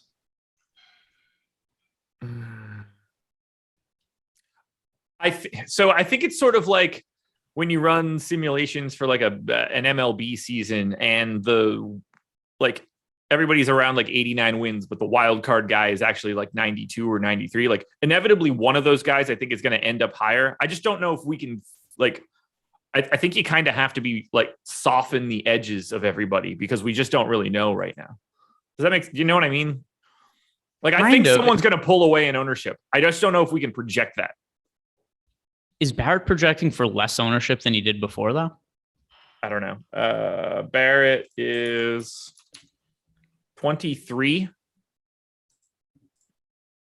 Last time I had a DraftKings run it was 21. Okay, so about the same. I can't imagine Emmanuel Quickley is only going to be 17% owned. Maybe I'm wrong, but I mean 17% Emmanuel Quickley for all we just talked about, the variance in his minutes. Not sure if he's going to be playing alongside Kemba Walker and whatnot. I mean, 17% Emmanuel Quickley is a number I definitely want to be overweight to the field on. I think that number is low, and I would want to be over that number. But I wouldn't be surprised if in a half hour, that 17 is like 27. I'll be keeping my eye on it. 17, though, I'm going to be all over that number. I can't believe that people, I mean, I guess the other thing too is maybe people are trying to leave some lineup spots open for news in the later games. I know that's something I was kind of consciously doing, where it was like, how much do I want to get to Jokic or Doncic and stuff like that, just for the purpose of I want to have some placeholder lineups here, because if I'm just playing the lineups and be like, here are my best projected lineups, then I'm just getting to a ton of the early games and I have no flexibility to swap out for later news. This is a fun slate. I'm so happy that it's not tomorrow, though. 13 games is going to be a chore. Kudos to whoever's on that live before lock, which I'm assuming is you. Yeah, it's me every day. So it's definitely me. Who I'm with, though, I'm not sure. Yeah, I can positively tell you that it isn't me, and I am not broken up. Not that I don't want to do a show with you, but a 13-game live before lock on the day before Thanksgiving just screams lots of late scratches and hangovers and all sorts of good stuff. By the way, that's why you guys should like this video and subscribe to the YouTube channel, because that is on the eve of Thanksgiving. That is what I'm going to be doing, is hanging out here and talking about what's likely going to be 50 NBA late scratches. And that's just going to be the entirety of live before lock. It's not going to be a fun time. So just looking at my guard, it's you and Terry. Okay. Yeah. Just looking at some of the guards that I'm relatively heavy on for right now. I'm going to be getting to a lot of Luka, and I'm also getting to a lot of Jokic. This is by design. I want those guys to be in at this point. I didn't think Luka was going to play after that report about his knee, but since he went through shoot around, I just want to have a lot of Luka and Jokic. And if they happen to get ruled out, I just have a lot of easily swappable stuff. I set up Fantasy Cruncher, not that I think it would matter on a 4-gamer, but I set it up to guarantee that I have at least one other guy from those late games in every lineup, so that I can at least make a 2v2 swap off of one of them. So right now I'm heavy on Luka. Right now I'm heavy on Jokic. But from a guard perspective, Luka is the guy that I have my eye on most. I am getting to a bunch of RJ Barrett, Taylor Horton Tucker. Fournier now is 15% owned on FanDuel. He's going to be a guy that I'm pretty well over the field on. That's sort of the stand that I'm going to end up taking. And now I'm getting to more Corey Joseph than I want to. I really don't know how to play that one. They have no incentive to play Corey Joseph 32, 34, 36 minutes, but they might. Well, here's the issue is, so you look at last game, and I have, by the way, my current build, I have 20% Corey Joseph, just for transparency. Here's why he's so hard to know what to make of. Last game, 39 minutes, 5% usage rate. Something has to give there. One of those numbers is not going to maintain. Yeah. He's a guy where I don't ever feel like I get him right. And like mild chalk Corey Joseph certainly doesn't feel like a fun way to play a slate, but I don't know. The scary part is he's better than Killian Hayes. Like this, that's going to make the Pistons a better basketball team moving forward. I don't know how much that matters, but it's a true statement. Well, I mean, there's certainly more upside in Killian Hayes. He's just not particularly good at the moment. Right. Yeah. Like he could be better, but like unquestionably, I mean, Killian Hayes might be the worst NBA regular.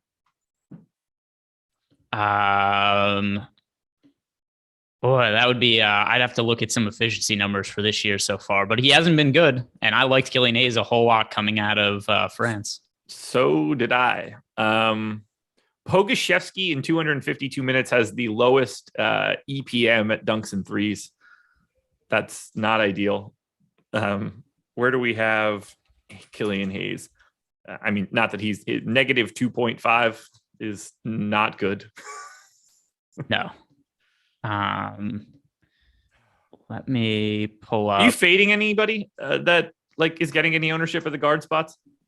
That's a good question. Let's see. So currently highly projected guards, or highly owned guards, that is. I'm underweight to Kade Cunningham, which is funny because I've been so high on Kade for the entirety of the season.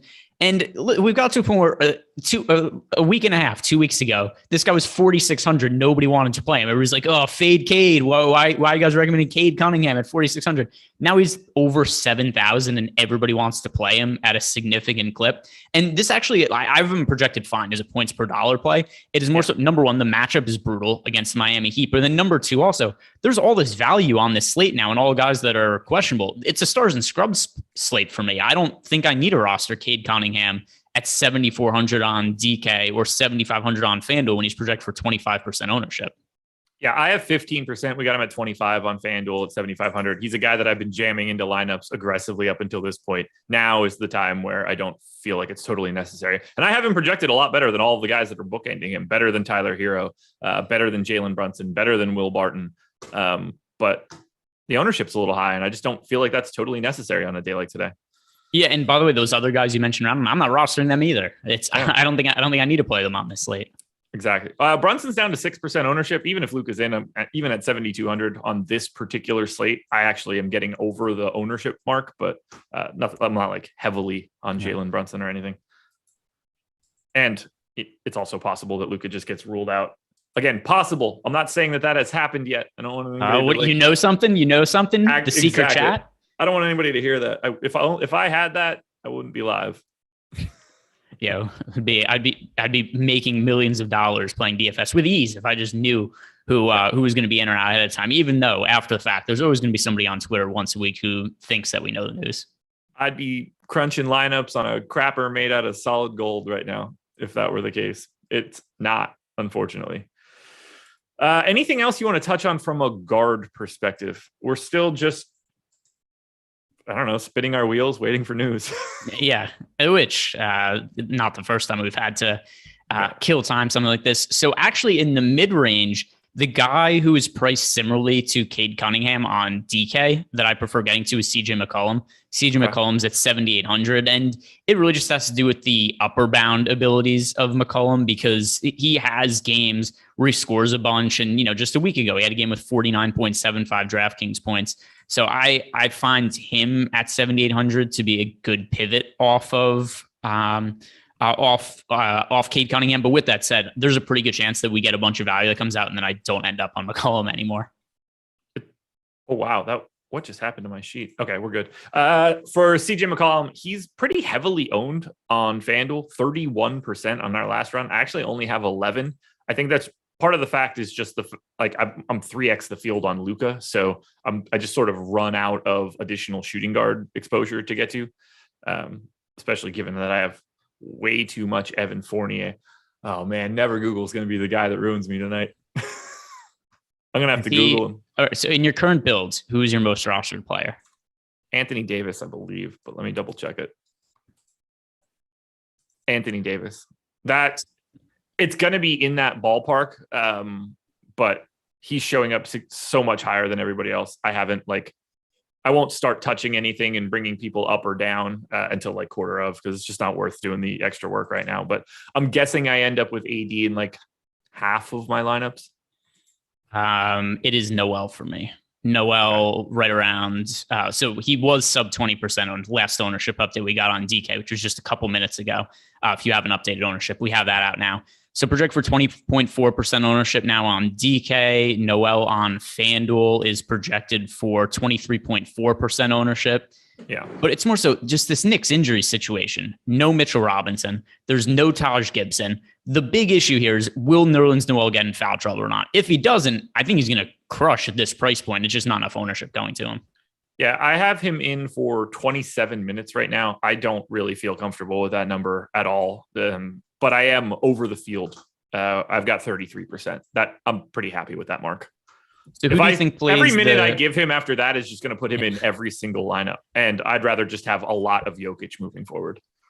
So who do you have playing center minutes for the Knicks then? Just Randle playing the center minutes when Noel isn't on the court?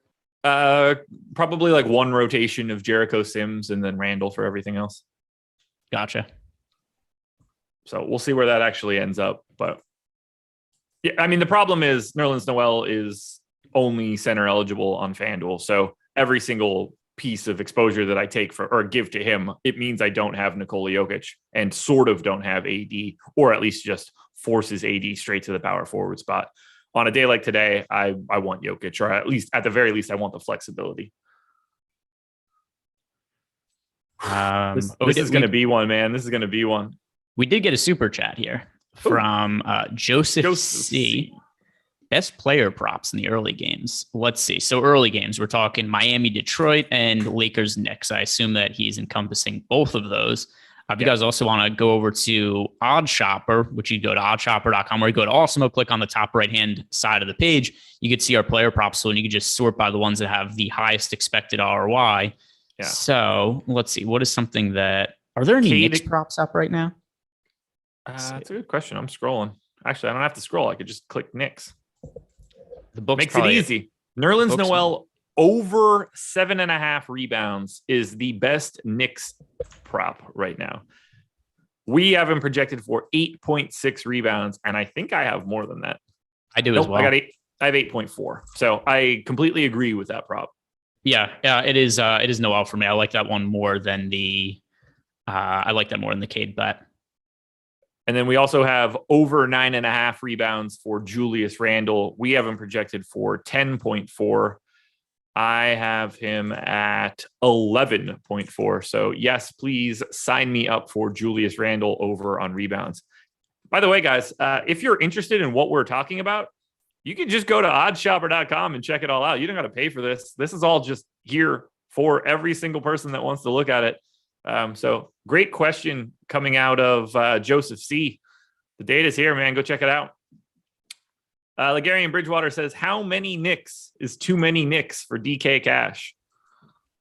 Now considering, I mean, I still think you could reasonably play 5 Knicks in cash games today. The minutes have to go. I think 5 Knicks are too many Knicks for a cash game. I think 4 is like the reasonable ceiling. Which 4 would you go with then in cash games? Well, what you're asking me here to do is pull up Fantasy Cruncher and run a DraftKings Crunch, which I have not done. Okay, so I'll give my answer. I'm going to do it. You're playing Julius Randle you're playing Nerlens Noel in cash, in my opinion. You're playing Julius Randle. You're playing Alec Burks in cash games. Randle doesn't seem necessary to me. 10K.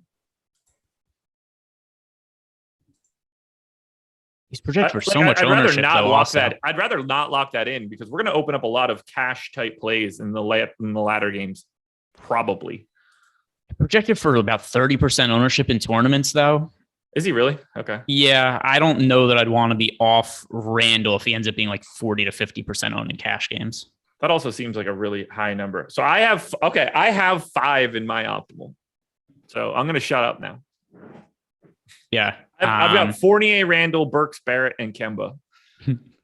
Yeah, my highest projected lineup has 6 Knicks in it at the moment. Not how I'm going to be playing my tournaments today, but I really don't have an issue with loading up on Knicks in cash games. My optimal is Fournier, Randle, Burks, Barrett, Walker, Corey Joseph, Sadiq Bey, and Jokic. And I would never run that lineup in a cash game. Here's the lineup I have projected for the most points overall. It is 6 Knicks plus Taylor Horton, Tucker, and Nikola Jokic. Yeah, I get it. I would never play that lineup in cash. You can't go in. You can't just have only Jokic going into the later games without any news. By the way, Miami Mike 305 with the super chat didn't even ask a question. So kudos to you, Miami Mike. We appreciate you greatly. Also, but since Miami Mike left the super chat, I just want to shout out to Tyler Hero because I know speaking of Miami, PJ Tucker is starting. Duncan Robinson available to play. Both guys in the starting lineup: Lowry, Robinson, Butler, Tucker, Bam Adebayo. Go for it now. Sorry, that just popped up. Oh no, all good. So we got the Miami Heat starting lineup. Typically, we got Miami Mike leave super chats and just shouts out Heat players. So let's go Tyler Hero. I've got bets on him to win 6th man of the year. So there we go. Me and Miami Mike rooting for something similar. There you go. I am not rooting for Tyler Hero to do anything of value? Tonight, I'm not. I don't have. Actually, he is my most rostered Heat player, but that's not saying much. Wow. Yeah, I have 2%. He's not my most rostered Heat player, but Miami is the team I have the least amount of. I basically only have Butler, Bam, and Kyle Lowry, and I'm not mad about that. Yeah, I do not have very much exposure to the Heat or the Clippers right now. Guys, Jock Market is the presenting sponsor of this show. Now, we're going to stick around and talk a little bit about Jock Market once we hit lock. But for now, they've turned fantasy sports into a stock exchange. It's a very different mechanism than what you're used to. You can make money every minute, second, hour of every contest that you're in. You can just do this all from the comfort of your couch. You can buy and sell those shares. You can sell your shares immediately if you want. You can take yourself right out of the market. You can have your shares ready at lock and be out of there at 7:05, lock in a tiny bit of profit and go about your day. Use the promo code Awesemo when you sign up. Get a $50 bonus on your first deposit. You can download the app in the App Store and get started. They've got markets for the NFL, MLB, which isn't particularly relevant right now, NHL, NBA, and PGA. You pick up all of these shares. So you're buying shares in a pre-game IPO phase, at which point you can buy, sell, or hold during the game. Here's the really interesting part. They call it the first market guarantee. Jock Market will refund any losses in your first NFL or NBA market up to $100, which means go bonkers that first time. There's no downside whatsoever. We have free Jock Market IPO projections to even help you do this. So if you're interested, dive in now. Jock Market, the presenting sponsor of this show. Super chat from Jordan Lockhart. Didn't even need to say anything. Just handed in the super chat. I assume that's like a deposit on his winnings for tonight. So here's the other thing too. I mean, him leaving $20, you don't realize how much $20 is to him, because him just taking the effort, like what's he make? Like $500 a second at this point in his life. So, that's just him clicking the buttons. That's a huge investment he's making. Something in the neighborhood of $500 a second, I believe. All right. So we're still last ownership run. We haven't had anything since then. Nothing too crazy going on right now. We're kind of hitting a lull. So let's talk a little bit about forwards while we have time to do so as we lead up to that quarter hour mark. And then we can really start getting ourselves prepped. Who are some of the forwards you have your eye on most for today? Sure. So on the value side, I'm going to bring somebody up who's in a lot of my lineups, but I don't anticipate is going to be in nearly as many lineups when we get closer to lock, and that's Larry Nance Jr., who, as is, I don't think is a bad value option, but I really love him as a placeholder in case we get guys like Luka and Jokic ruled out and we need to make some kind of pivots and get to some other lower owned plays. But we've seen Larry Nance Jr. this year at times pop a pretty significant ceiling. If you just look at his last week, he had a game with 39.75 fantasy points against the Chicago Bulls. His minutes have been going up a little bit, I guess. Last 3 games, 23 minutes, 25, 22. He had a game somewhat recently where he played 27 minutes.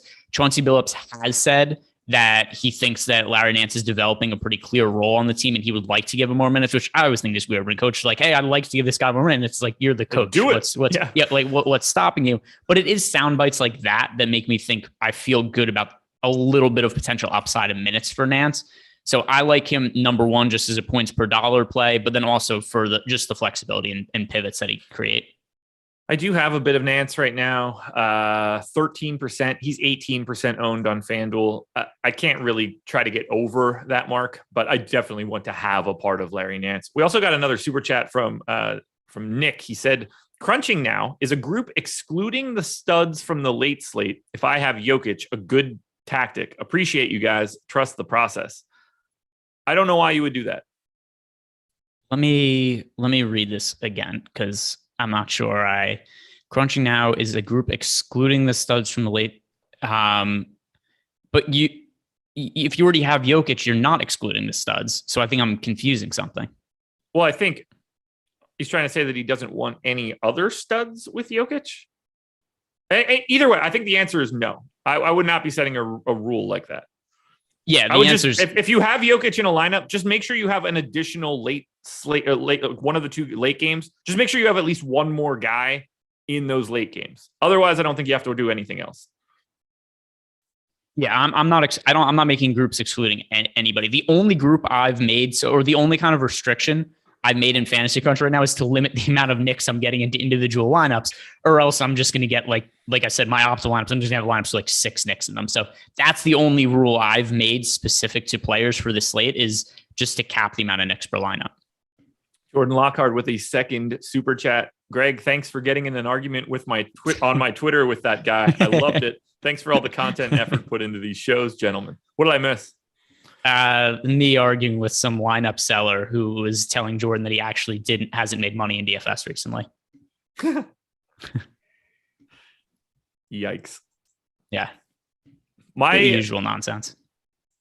I'm not mad about this. 3 of my most exposed guys are Anthony Davis, Nikola Jokic, and Luka Doncic. And there's a decent chance that in 15 minutes, none of them are playing. Hey, that's the way it goes. Also, so at 7:00 Eastern time, the slate locks. Josh and I are going to be sticking around for 30 minutes to do the Jock Market show. But just because you guys don't play on Jock Market, or maybe you're unsure of playing there's so much injury news that's happening. They should stick around anyway, because there's a pretty good chance that Josh and I are going to get news that like, hey, Luka's out or Jokic is out. And that's still going to be stuff that significantly impacts your lineups that we're going to be talking about. Yeah, we're going to have a ton that we're going to need to deal with throughout all of this. I'm putting my dummy lineup. Well, I'm putting my first 150 in right now so that I can get an update. I want to have something ready to go. Generally, when I do this, that usually is a cue for some piece of news to drop. I just don't know if we have any news that's going to drop in the next 20 minutes. The Anthony Davis news should come somewhat soon, right? Because I figure what's going on in MSG right now. He's probably taking a dump in the bathroom. He's coming out. He's putting on his warm ups, taking some shots, see how he feels, and then they'll make a decision. So I think the Anthony Davis news is coming before too long. Do you think the Anthony Davis news comes before lock? Right around lock, like whenever inconveniences us the most. So right around lock. Okay. Yeah, I'm not entirely sure we're going to get that. Man, I feel like I have too much RJ Barrett right now. I don't want RJ Barrett to be my most exposed Nick. I hate him. Yeah, it's going to be Nerlens Noel for me today. How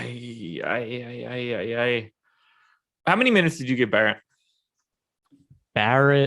Oh, well, we just got a Pistons lineup, which is massive. Joseph, Cunningham, Bay, Grant, Garza. All right. I was not expecting back to the drawing board, huh? I was not expecting Luka Garza to be starting. No. That is not a good sign for Trey Lyles. What's the most you can give Garza here in minutes? 22? So as I'm pulling up his box score as we're talking, he's played 7, 17, 14, 7, 9, 12.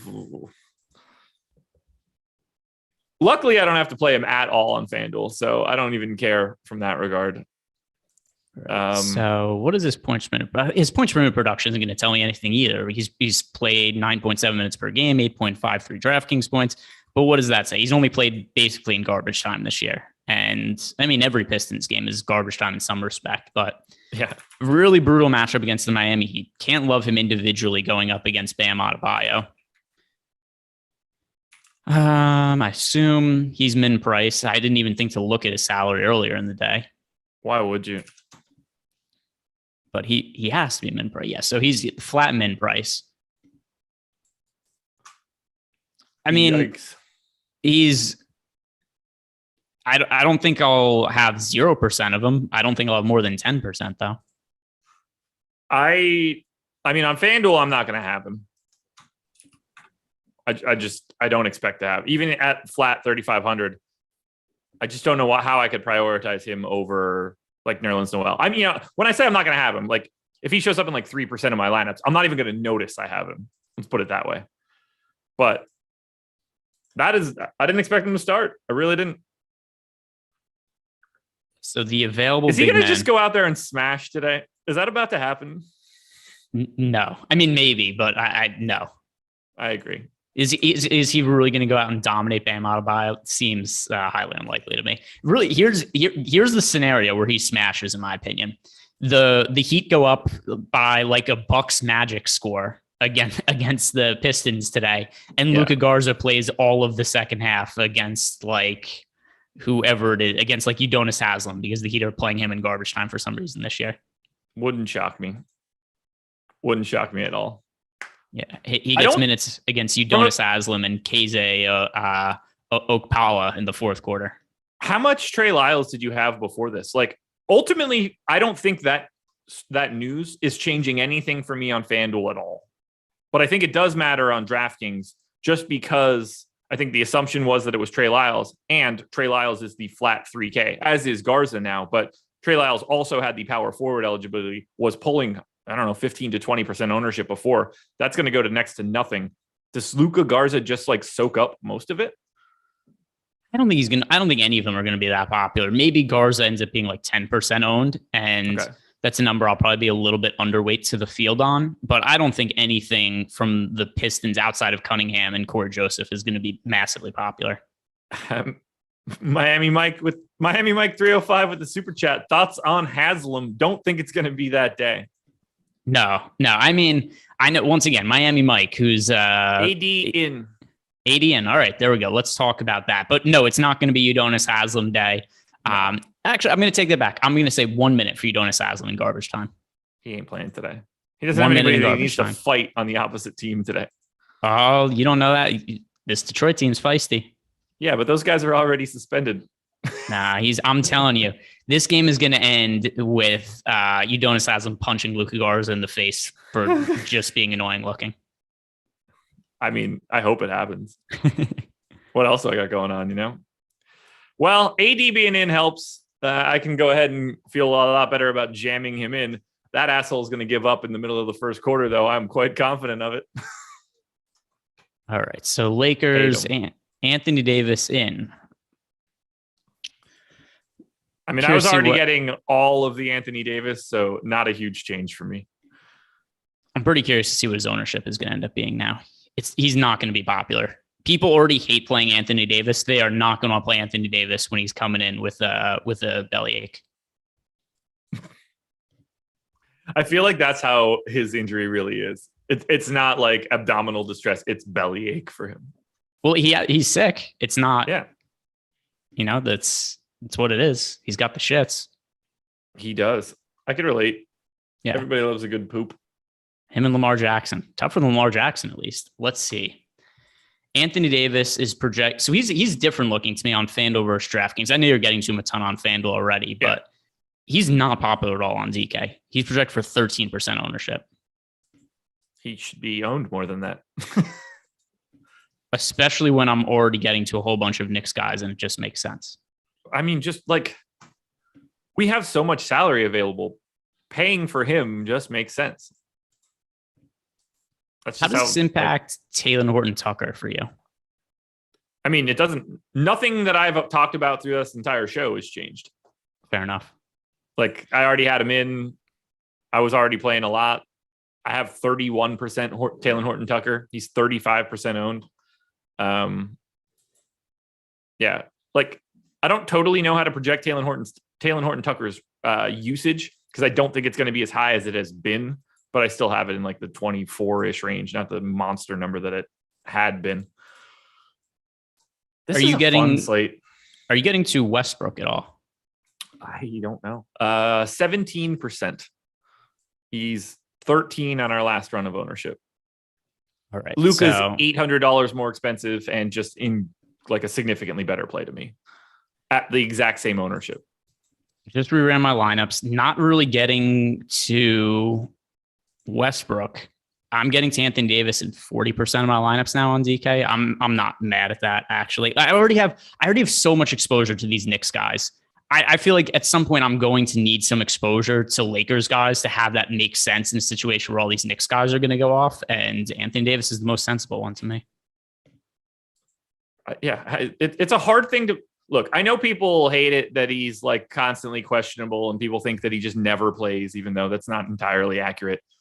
He's Anthony Davis, man. Like, I want that dude on days where he's not owned a lot. The last game that he played was 2 days ago against Detroit, and he hung 76 on them. Like, we need to, I don't think he's going to play 40 minutes again, but if AD puts up 60 today, you probably need him. I am. I'm gonna move some of my AD exposure to Westbrook, though. I also want to get Westbrook in there. Yeah, I think that's a very reasonable stance to take. We've got 11 minutes until lock. We've just done 49 minutes of a show, faster than I could have ever imagined. If you want to sign up for our NFL Express weekly pass as our ramp up to Black Friday is happening, you can get it for $1 by using the promo code STUFFING.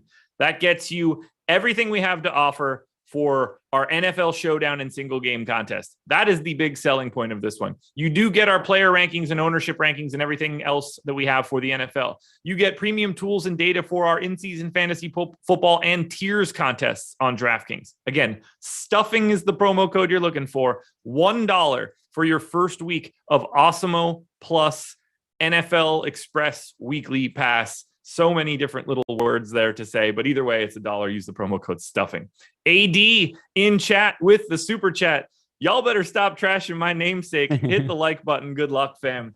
I agree. Hit that like button. We're at 775. We should be able to hit, 950 pretty easily right now, and then we'll force everybody back over that 1,000 mark when we need to.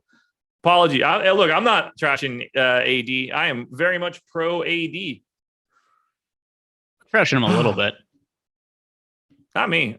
Every time people think that he's like, it just makes me want to play more when they're like, oh, he never plays. It's like, he kind of does. Make no mistake, I am overweight to the field on him today. Doesn't mean I'm not going to trash him a little bit here, but it's a little bit of a self-defense mechanism because, when it goes wrong, I also want to acknowledge that there's a potential that happens. But yeah, I'm about 3x the field on him on DK right now. We got another super chat from Miami Mike, who just must be doing really well in life right now. Stuffing or mac and cheese? This is an easy answer for me. See, I can't eat dairy anymore because I'm old and my digestive system doesn't work properly, but I don't really like stuffing that much. So mac and cheese is still my answer. I'll deal with whatever Anthony Davis is dealing with in the aftermath. Yeah, mac and cheese is unquestionably the answer. If stuffing were good, you'd eat it all year. It's that simple. You don't. Mac and cheese, everyone loves it all the time, every day of every month of every year. No one ever on June 6th is like, yo, man, we're going to the new stuffing restaurant. No, not happening. No, the only thing they care about stuffing for is to sign up for that promo code they're running over on Awesemo. Meanwhile, we got Jordan's lazy ass over here not making another poll again when it was completely teed up for him to do so. That's 2 shows in a row. Sorry for working you too hard on this during this holiday season, Mr. Klein. He hasn't. I don't even know if he hears me right now. No, he's not listening to this show. I don't even know if his pants are on. He's just sitting there. He's leaning back in the chair. Oh, look at that. He moved. I'm about to get a DM like, yo, man, stop blowing up my spot. I agree. Stuffing and mac and cheese shouldn't even be in the same category. But I am right. It's mac and cheese. It's not close. Mac and cheese is exceptional. If I could only eat mac and cheese for the rest of my life, I might not be healthy, but I'll be happy. By the way, there's some people that seem to be confused. When we're talking about Luka Garza is starting, not we weren't talking about Luka Doncic before. Ownership update as of 3 minutes ago, by the way. Let's see what we got there. I'm afraid to see Luka Garza's ownership. All right. Here we go. Page refreshing. We've got the dots. We got on the 7 screen. minutes, by the way, so don't be afraid to go quickly. And I don't mean to you in general, but Luka Garza 1.1. I'm getting Luka Garza now, apparently. Josh, huge Luka Garza guy, loves him. Luka Garza, 1.1% owned over on FanDuel. On DK, Luka Garza 1.6% at 3,000. Not a hard number to be overweight to. No, but I need to grow. I need to really lower his projection here. I have way more than I want. I wish that I could run more lineups here. I'm going to run into a shortfall that I don't really want to deal with. How much Luka Garza would you be comfortable playing, asking for a friend? Not as much as you're about to play. 15%? I'm not playing that much, so I'm not comfortable with that much. But I mean, he's min price and he's starting. It wouldn't be the end of the world. And that end, he plays in garbage time today, I think, if it gets to that point. They have no incentive to not just throw him out there. The Pistons don't give they don't have to care about shit. They're not clamoring to get Trey Lyles more minutes. That much I'm confident in. Like, he can play every rotation normally and play 30 minutes. That would not blow my mind. I don't project that. I don't even have that close. But they have no reason to not do that. How many minutes He's going to get eaten alive here. Yeah. I think that's something that we could also kind of talk about. With Luka Garza starting, do you feel any better about Bam Adebayo? Like, I just can't imagine Garza has anything for Bam. It all depends. Like, they might just throw doubles at him the entire time, and that opens up like weak side shooting and stuff like that. That was my first thought this morning. Like, it on the surface, it's like, oh, Bam is just going to smush this dude. And I just don't think that it has to be like that. If they had to play like one-on-one, then yeah, I think it's going to be tough sledding for Luka Garza today. Look at Jordan quickly uploading that poll there. Took you long enough. Mac, 59-41. 41% of you should never come back. Probably not the best way that I should promote. No. But I mean that sincerely. Unless they think they're getting the promo code stuffing by voting stuffing. Maybe. That would make a little bit more sense. But yeah, the answer is just mac and cheese. And dietary reasons are not the reason. Like, you would prefer the mac and cheese. You would just also prefer to not have the gastro distress. Correct. It's not because mac and cheese isn't delicious. But with that said, if my options are the gastro distress that would come with mac and cheese or eating stuffing, I'm just going with the mac and cheese. See, that's why you know the answer is good.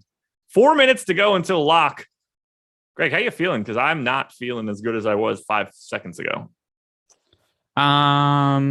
Feeling pretty good. I'm getting to, by the way, my most roster pay up option right now is Jokic.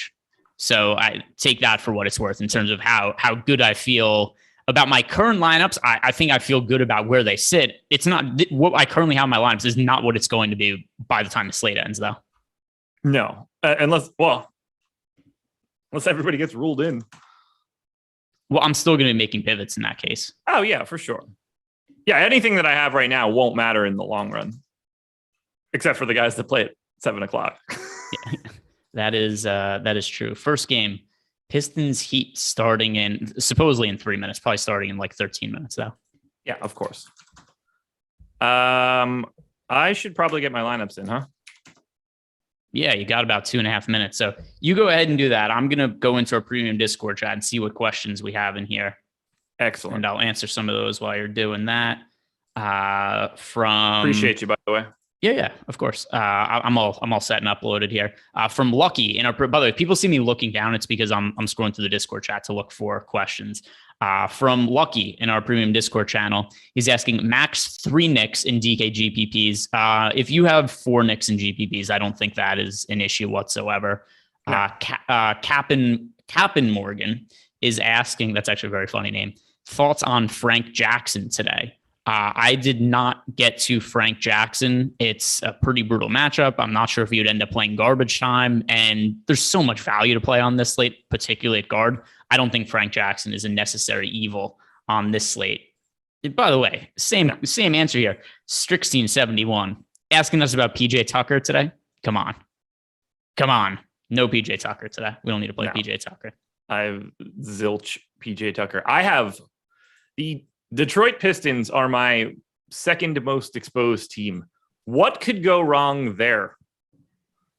Nothing. I think that is 0% outcome of going poorly for you. Guarantee that goes well.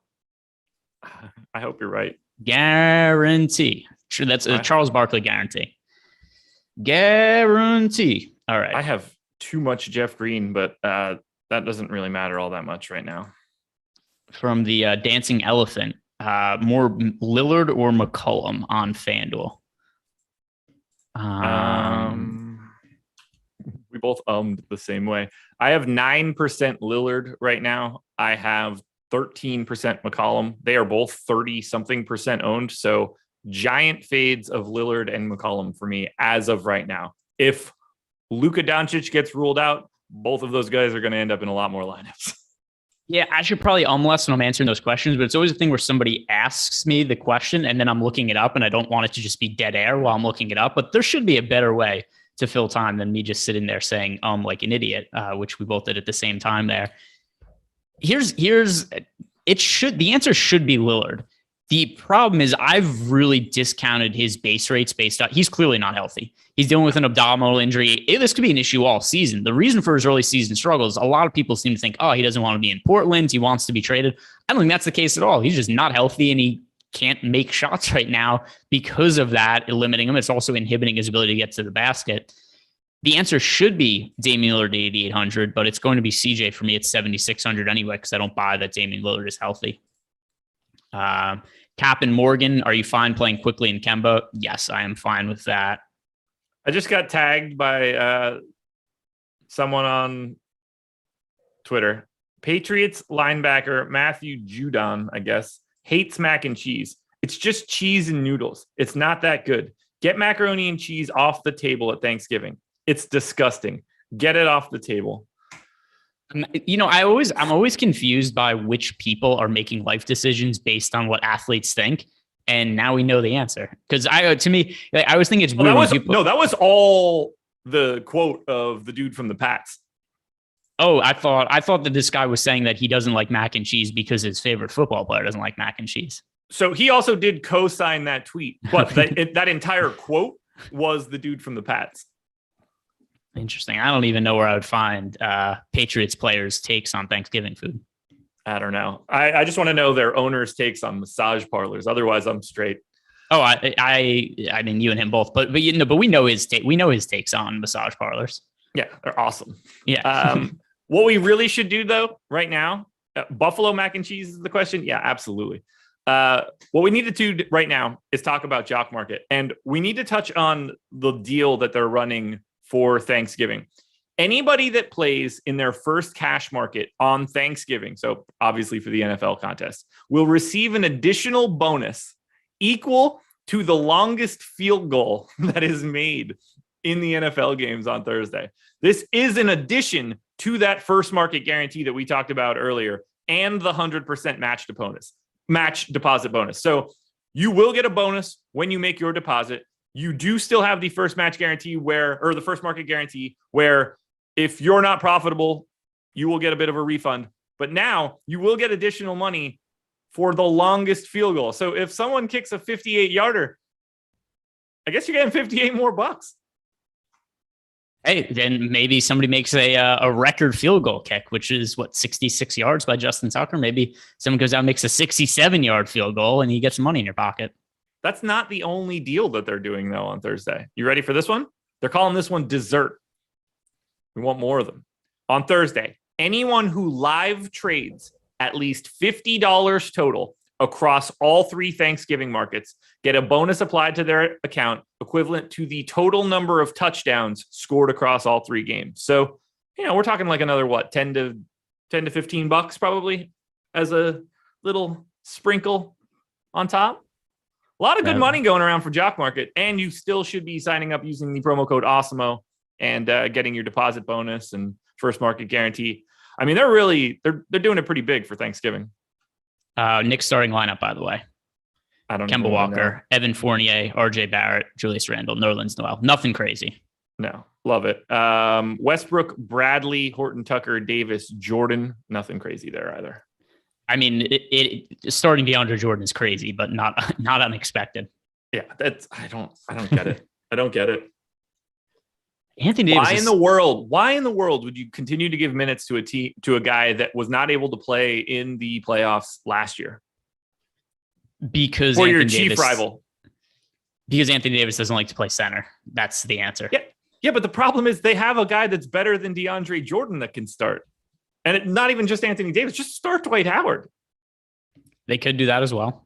Although Dwight Howard was also somebody who couldn't play in the playoffs last year. At least he's matchup dependent. Like Kind of. They both in that suck. particular story, in this situation, the Los Angeles Lakers are starting their third best option at center. And their best option doesn't want to play the position. Yes. I would rather start LeBron at center. Same. I was going to say hurt LeBron, but he's suspended, not hurt. Yeah. Just in case anybody was curious, Ship My Money checking in with 33% Obi Toppin for today. I don't know if we said his name. Let's see. What do I have for? Let's see. I have 3%. I don't know what his price is on DraftKings, so it's obviously a different play. I have 5%. He's 3,500.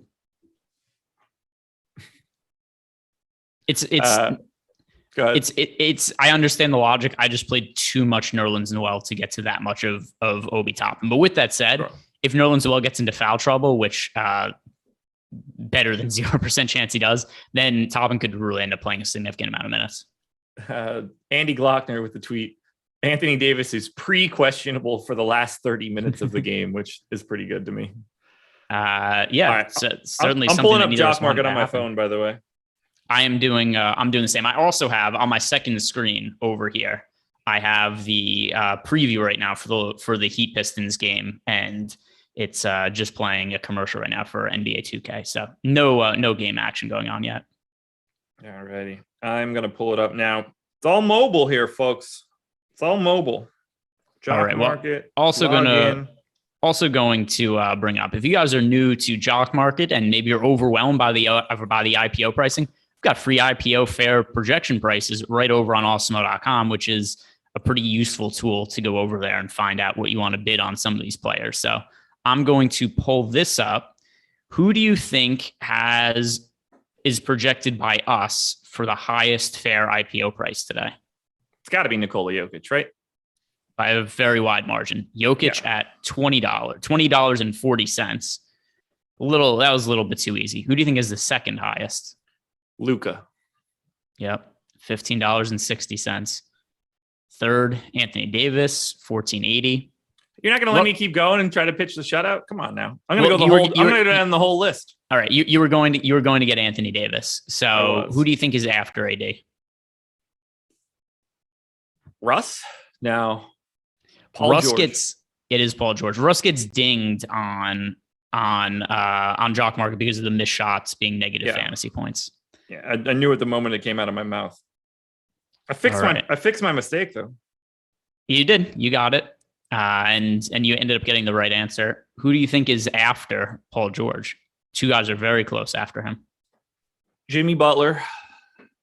Nope. Dame? Julius Randle. Yeah. Oh yeah, that makes sense. Because, I've disregarded that game already.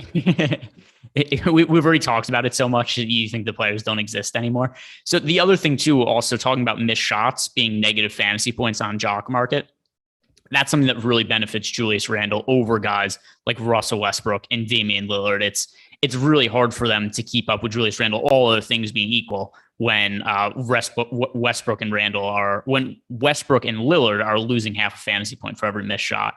So it's Randle, then it is Butler, then Westbrook, then Lillard. Randle is second on the Jock Market IPO right now. People are asking $14.74 for him. That is 4 cents more than AD. It's pretty rich. It is pretty rich. We did get short him. We did get a question in our premium Discord chat, just a general basketball question, which I actually have an answer for. But he's saying, is Bam going to continue to suck at dimes this year? So kind of.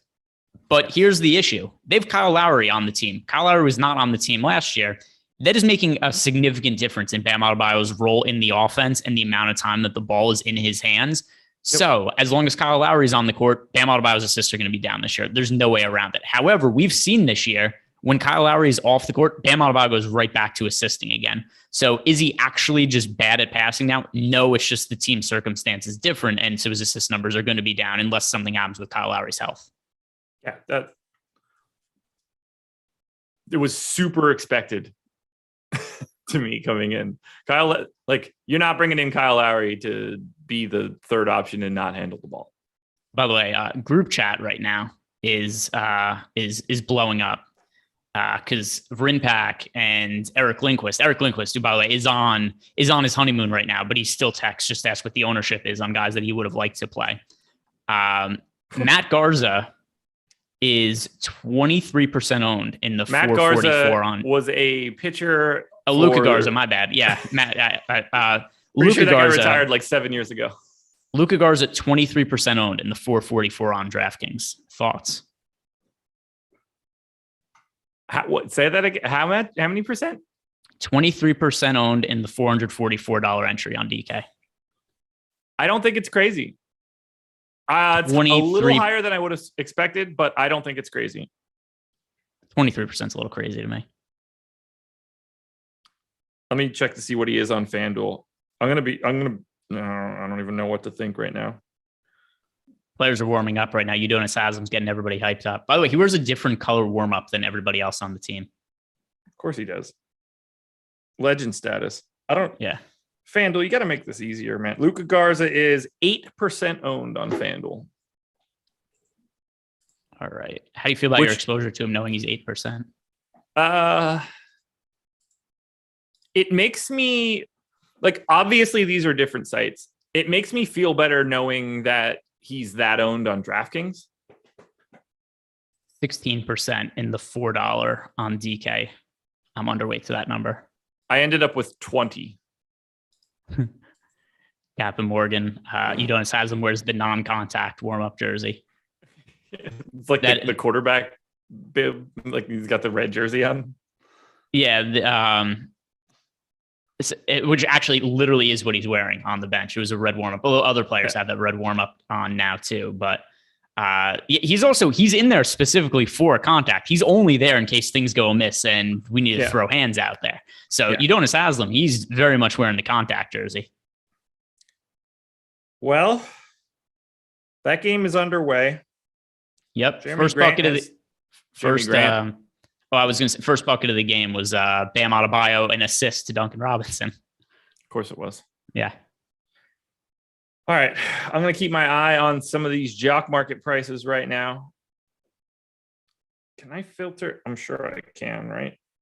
I want to filter this down to Detroit. Where is Garza? I could pick up shares of Garza for like $4. That seems a lot to me. I really did not have him projected that highly.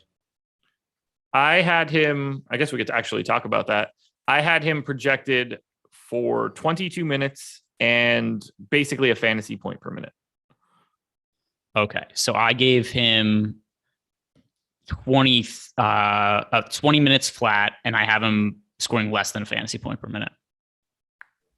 0.98 is where I actually have him for today.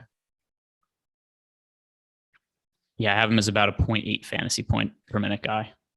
It's also a very difficult matchup. Yeah, I'm going to pick some shares up of this character. Bye. Let's see. He just got away with a foul after setting a shitty pick, though. Ooh, he didn't get away from anything. It's just he earned that, man. Oh my god! And then, all right, he sucks. I've seen enough of him. He's been on the court for a minute and a half. He just stood still while Bam Adebayo just ran a backdoor cut right behind him.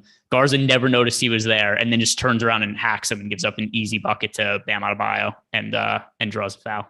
Great. I don't really appreciate how long it took you to get to the point that he committed the foul. I didn't give a shit at all if he got beat backdoor. Well, I mean, also he looks winded. He's running very slow back up the court after a minute and a half. Fantastic. He was the fat kid at camp. I could tell. He was so good in college. Like, so good in college. I bought some shares. I don't care. I'm riding and dying with this guy.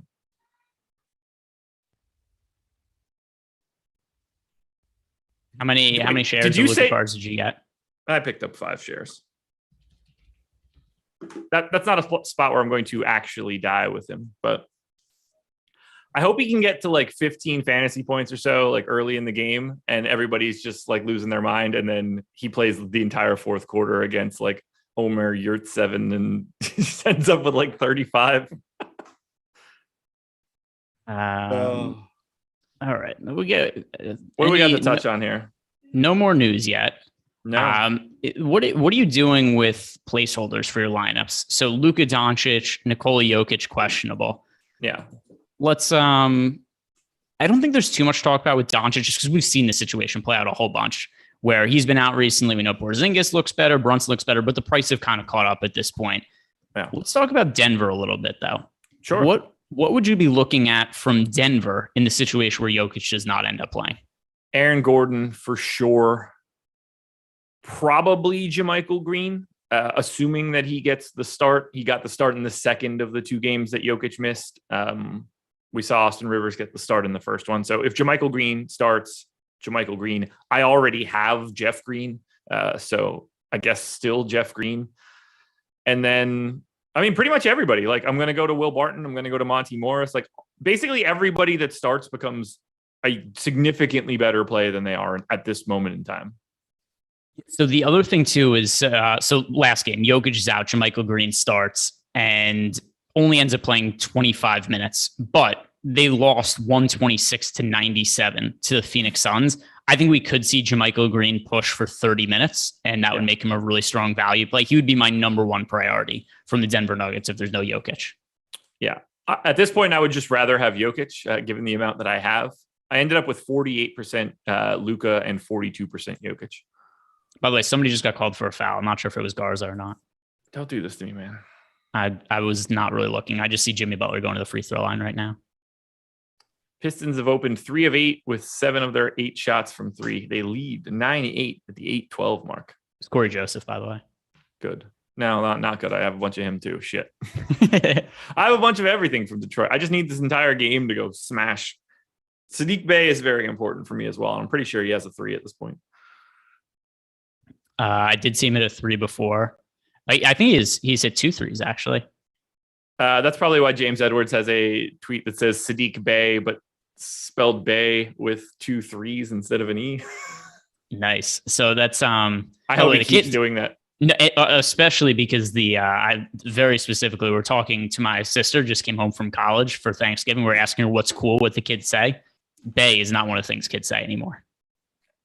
Good. I don't know if you want to answer this on the show. I don't think that you'll care, but if you do, just type it to me. Where does she go to school? Oh, Ohio State. There's a million people that go to Ohio State. So yeah, that one's fine. If you name some like small liberal arts college or something like that, it's a little bit different. But yeah, the other 30,000 people at Ohio State, probably not going to matter to the 1,000 people that are still watching this. Fun. OH. IO. Yeah, I don't feel proud about what I just did. We are. I went to one of the most fun live sporting. By the way, Corey Joseph just had a ridiculous bucket on an and one. Every time you say something like this, I feel like you're about to tell me something bad. Corey. By the way, Corey Joseph, I was just like, oh no, he's in the scorers table or something. No, he just, I don't even know how to explain it, but he drove to the basket and basically without looking got fouled by PJ Tucker and just threw a ball over his head and it went 15 feet in the air and dropped to the middle of the bucket. Rod Beard says that drive and finish by Corey Joseph was bananas. Beard, by the way, did an Awesemo show back in the day. Did he? Yeah. I booked him on a DraftKings thing once at one point too. I very much like Rod Beard was like the first beat reporter who really embraced DFS. I can't totally remember what the thing was, but like he might know Alex through like academic games or something like that. That's the way that I'm recalling this information, but we had some sort of is the way that I remember. But yeah, he did an NBA show back in the day. Oh, by the way, Garza should have just picked up his second foul, except they ended up calling a charge on Bam Adebayo. Going the other way, baby.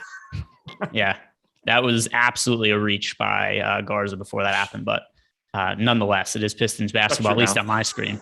I don't want to use shit. So on the OH thing, the most fun sporting event I've ever been to was my brother used to live in Ohio. And for his birthday, I forget which year, whenever Stipe fought Overeem, I got us tickets to go to that, and that was the most fun sporting event I've ever been to. And the crowd was going nuts with the OH chants after Stipe won. Oh, I'm sure.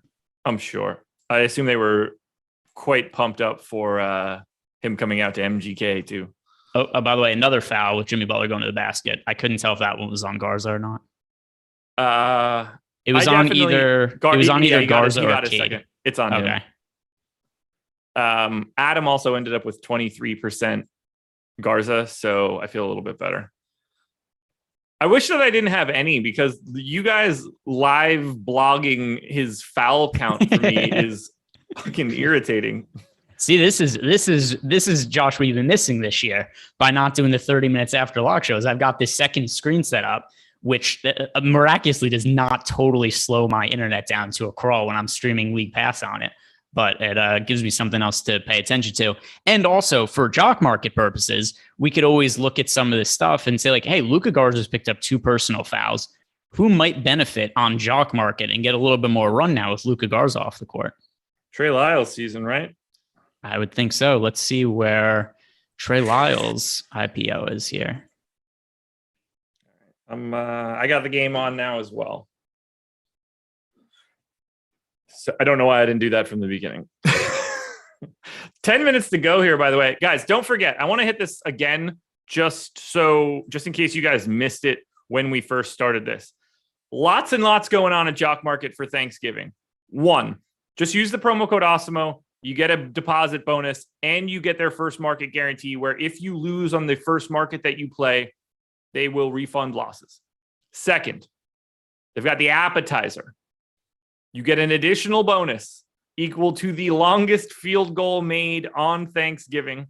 That's pretty massive. This has to be your first cash market, by the way. So if you're diving in here, you want to dive in on Thursday, got a lot of extra money that you could possibly make. That should be fun. Evidently, they are making some shares that are very attractive to some people. You definitely want to pay attention to that. Plus, for dessert, anyone that live trades at least $50 on Jock Market on Thursday across all 3 Thanksgiving markets will get a bonus applied to their account for the total number of touchdowns scored in all 3 games. Lots and lots and lots of additional money going around on Jock Market for this coming Thursday. Let's see. I mean, they've had some really big returns on games recently. Obviously, Jonathan Taylor had the monster performance in the NFL on Sunday. His IPO was at $6.51. He was clearly the highest scorer on the slate. Every one of his shares paid out for $25. That's 284% return on each one of those shares. Not too shabby. You had even bigger numbers on someone like Elijah Moore and Zach Ertz. We also had some big ones on the NBA. We got some data from the games on the 19th. Aaron Gordon was a $3 IPO, paid out $15. We saw Mikal Bridges pay out 174% increase. Cannot beat it. Trey Lyles on for Garza. His asking price is $389 right now. I do not want to pay $389 for Trey Lyles. No. What I really want is for Trey Lyles to pick up 2 quick fouls. By the way, I don't know if you watch games on League Pass or something else. League Pass. These questions they ask are the most ridiculous things ever. They pop up on the screen. Is there a way to turn them off in the settings? The other day, I saw somebody tweet about it. I'm watching Lakers are playing the Pistons, and it's which young player would you rather build around? The question was Kade Cunningham or Avery Bradley. That was the poll on the screen. Who's making these polls? Jordan Klein? No, because they're popping up on the screen. Yeah, you deserve that one. You know it. Just keep making sure you're on your toes back there. Wait, so I guess that, like, I don't ever watch it mobily. I've never seen it pop up on my TV. Okay, so it doesn't pop up on my TV, but I have a monitor here, which is kind of like a miniature TV. It's probably like a 28-inch monitor or so that I plug into my computer that I stream the games on when we're doing it here, and it still pops up on that. Okay.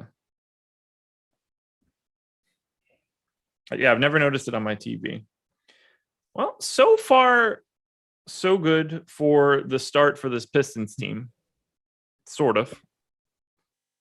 Garza blowout run is going to be the key piece of this for me. That's what I'm looking for most. Well, not even necessarily blowout run. All right, who closes? Do you think they close Jeremy Grant at the 5? going to depend. First of all, this team assuming shouldn't give it. They don't. It's a competitive game. Then it's going to be whoever's playing the best that keeps them in the game at that point. Which I assume is not Garza. Sorry. Oh no, I'd be shocked if it were Garza. I don't know how he would close a competitive game. He would have to. He'd have to have like 15 and 10 at the time. It's going to be Joseph Bay, Grant Cunningham, and then whoever else is playing well will be on the court. It could be, like Hamidou Diallo played really well the other day, so maybe it would end up being him. Trey Lyles, maybe he plays well off the bench. It could be Garza. It's just going to be I don't even think Joseph has to close. I assume he does. I need him to close, but I don't think that he has to. He sucked the other day. He played 39 minutes. He's going to play minutes. I could very easily see it being Diallo or Frank Jackson or something like that in that spot if they're the ones that are getting cooking, because I think it's going to be Kade and Bay and Grant no matter what. I assume Joseph closes. To me, it's like 90%, but I don't think they care if he's not playing all that well.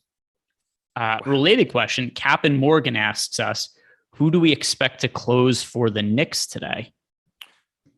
They don't know that right now. Same as their starting lineup is a reasonable guess to me. Yeah. Walker, Fournier, Barrett, Randall, Noel. I do think this, though. If Quickly or Burks are hitting shots today, then one of them is live to close over Fournier or Walker. Randall and Barrett, I think, are locks to close. I don't know that Barrett is. There are games that's really sucked this year and is not closed. It's true. It's true. It's not fun. That's the best part of slates like this. I think he's likely to. I think he's very likely to close. Not a lock. Very likely though. Who's more likely to close, Corey Joseph or RJ Barrett? Corey Joseph. Okay. But assuming a competitive game. Yeah. I mean, none of this matters. Like, we have to be assuming that. Otherwise, I think that the guys that are going to close are the shittiest people. Sadiq Bey, 11 points. The Miami Heat, 11 points. I'm not upset about having 50% Sadiq Bey. Nor should you be. That's a torrid start that he's off to. Yeah. I know now putting that into the air probably means something bad for old Sadiq, but that seems like a good start. Oh, Jeremy Grant's got 3-3 and a steal. I have no idea how much Jeremy Grant I played. Do you? I don't mean do you know how much I played? I mean, do you know how much you played? Not very much. I played 13%, so that's fine. I could be wrong, but I think one of those steals is getting stat corrected to Corey Joseph. That's cool with me. You better not be wrong. Oh no, Corey Joseph already has a steal. Never mind. Because I was going to say the last steal, Corey Joseph knocked it away and Grant picked it up. And sometimes the scorers get that wrong initially, but they both already have a steal, so they could just have it right. Greg, any final thoughts here? Anything else you want to touch on with regards to Jock Market before we get out of here? We've got about 2.5 minutes before we are donezo. Yeah, all right. So I'm going to pull up Jock Market. I'm going to compare this to our IPO projections that we have over on Awesemo. And let's see if we can find any value here. Anybody who's cheap that potentially stands out as somebody to get to. And I'll try to focus on the on the 10 o'clock and 10:30 game because the game starts in 2 minutes. Yeah, go ahead. Vincent in ahead of Caleb Martin and Max Strus. Not going to impact me at all. Not going to impact me at all, but I didn't even project him to play. Let's see. Later game. Jalen Brunson currently has an asking price of $809. If Luka gets ruled out, that is a favorable looking price to me. Obviously, if Luka played, I'm staying away from Jalen Brunson at $809 asking price, but that would be something that's appealing to me. That doesn't even feel all that bad to me with Luka in. We have him projected for fair IPO price of $5.90. Okay. I guess it seems worse. Let's see who else potentially looks good. Scrolling down, looking for value. Where's Jermichael Green? Is Jermichael Green on this thing? If I could find Jermichael Green, we have Nerlens Noel ahead of Jalen Brunson there. That surprises me.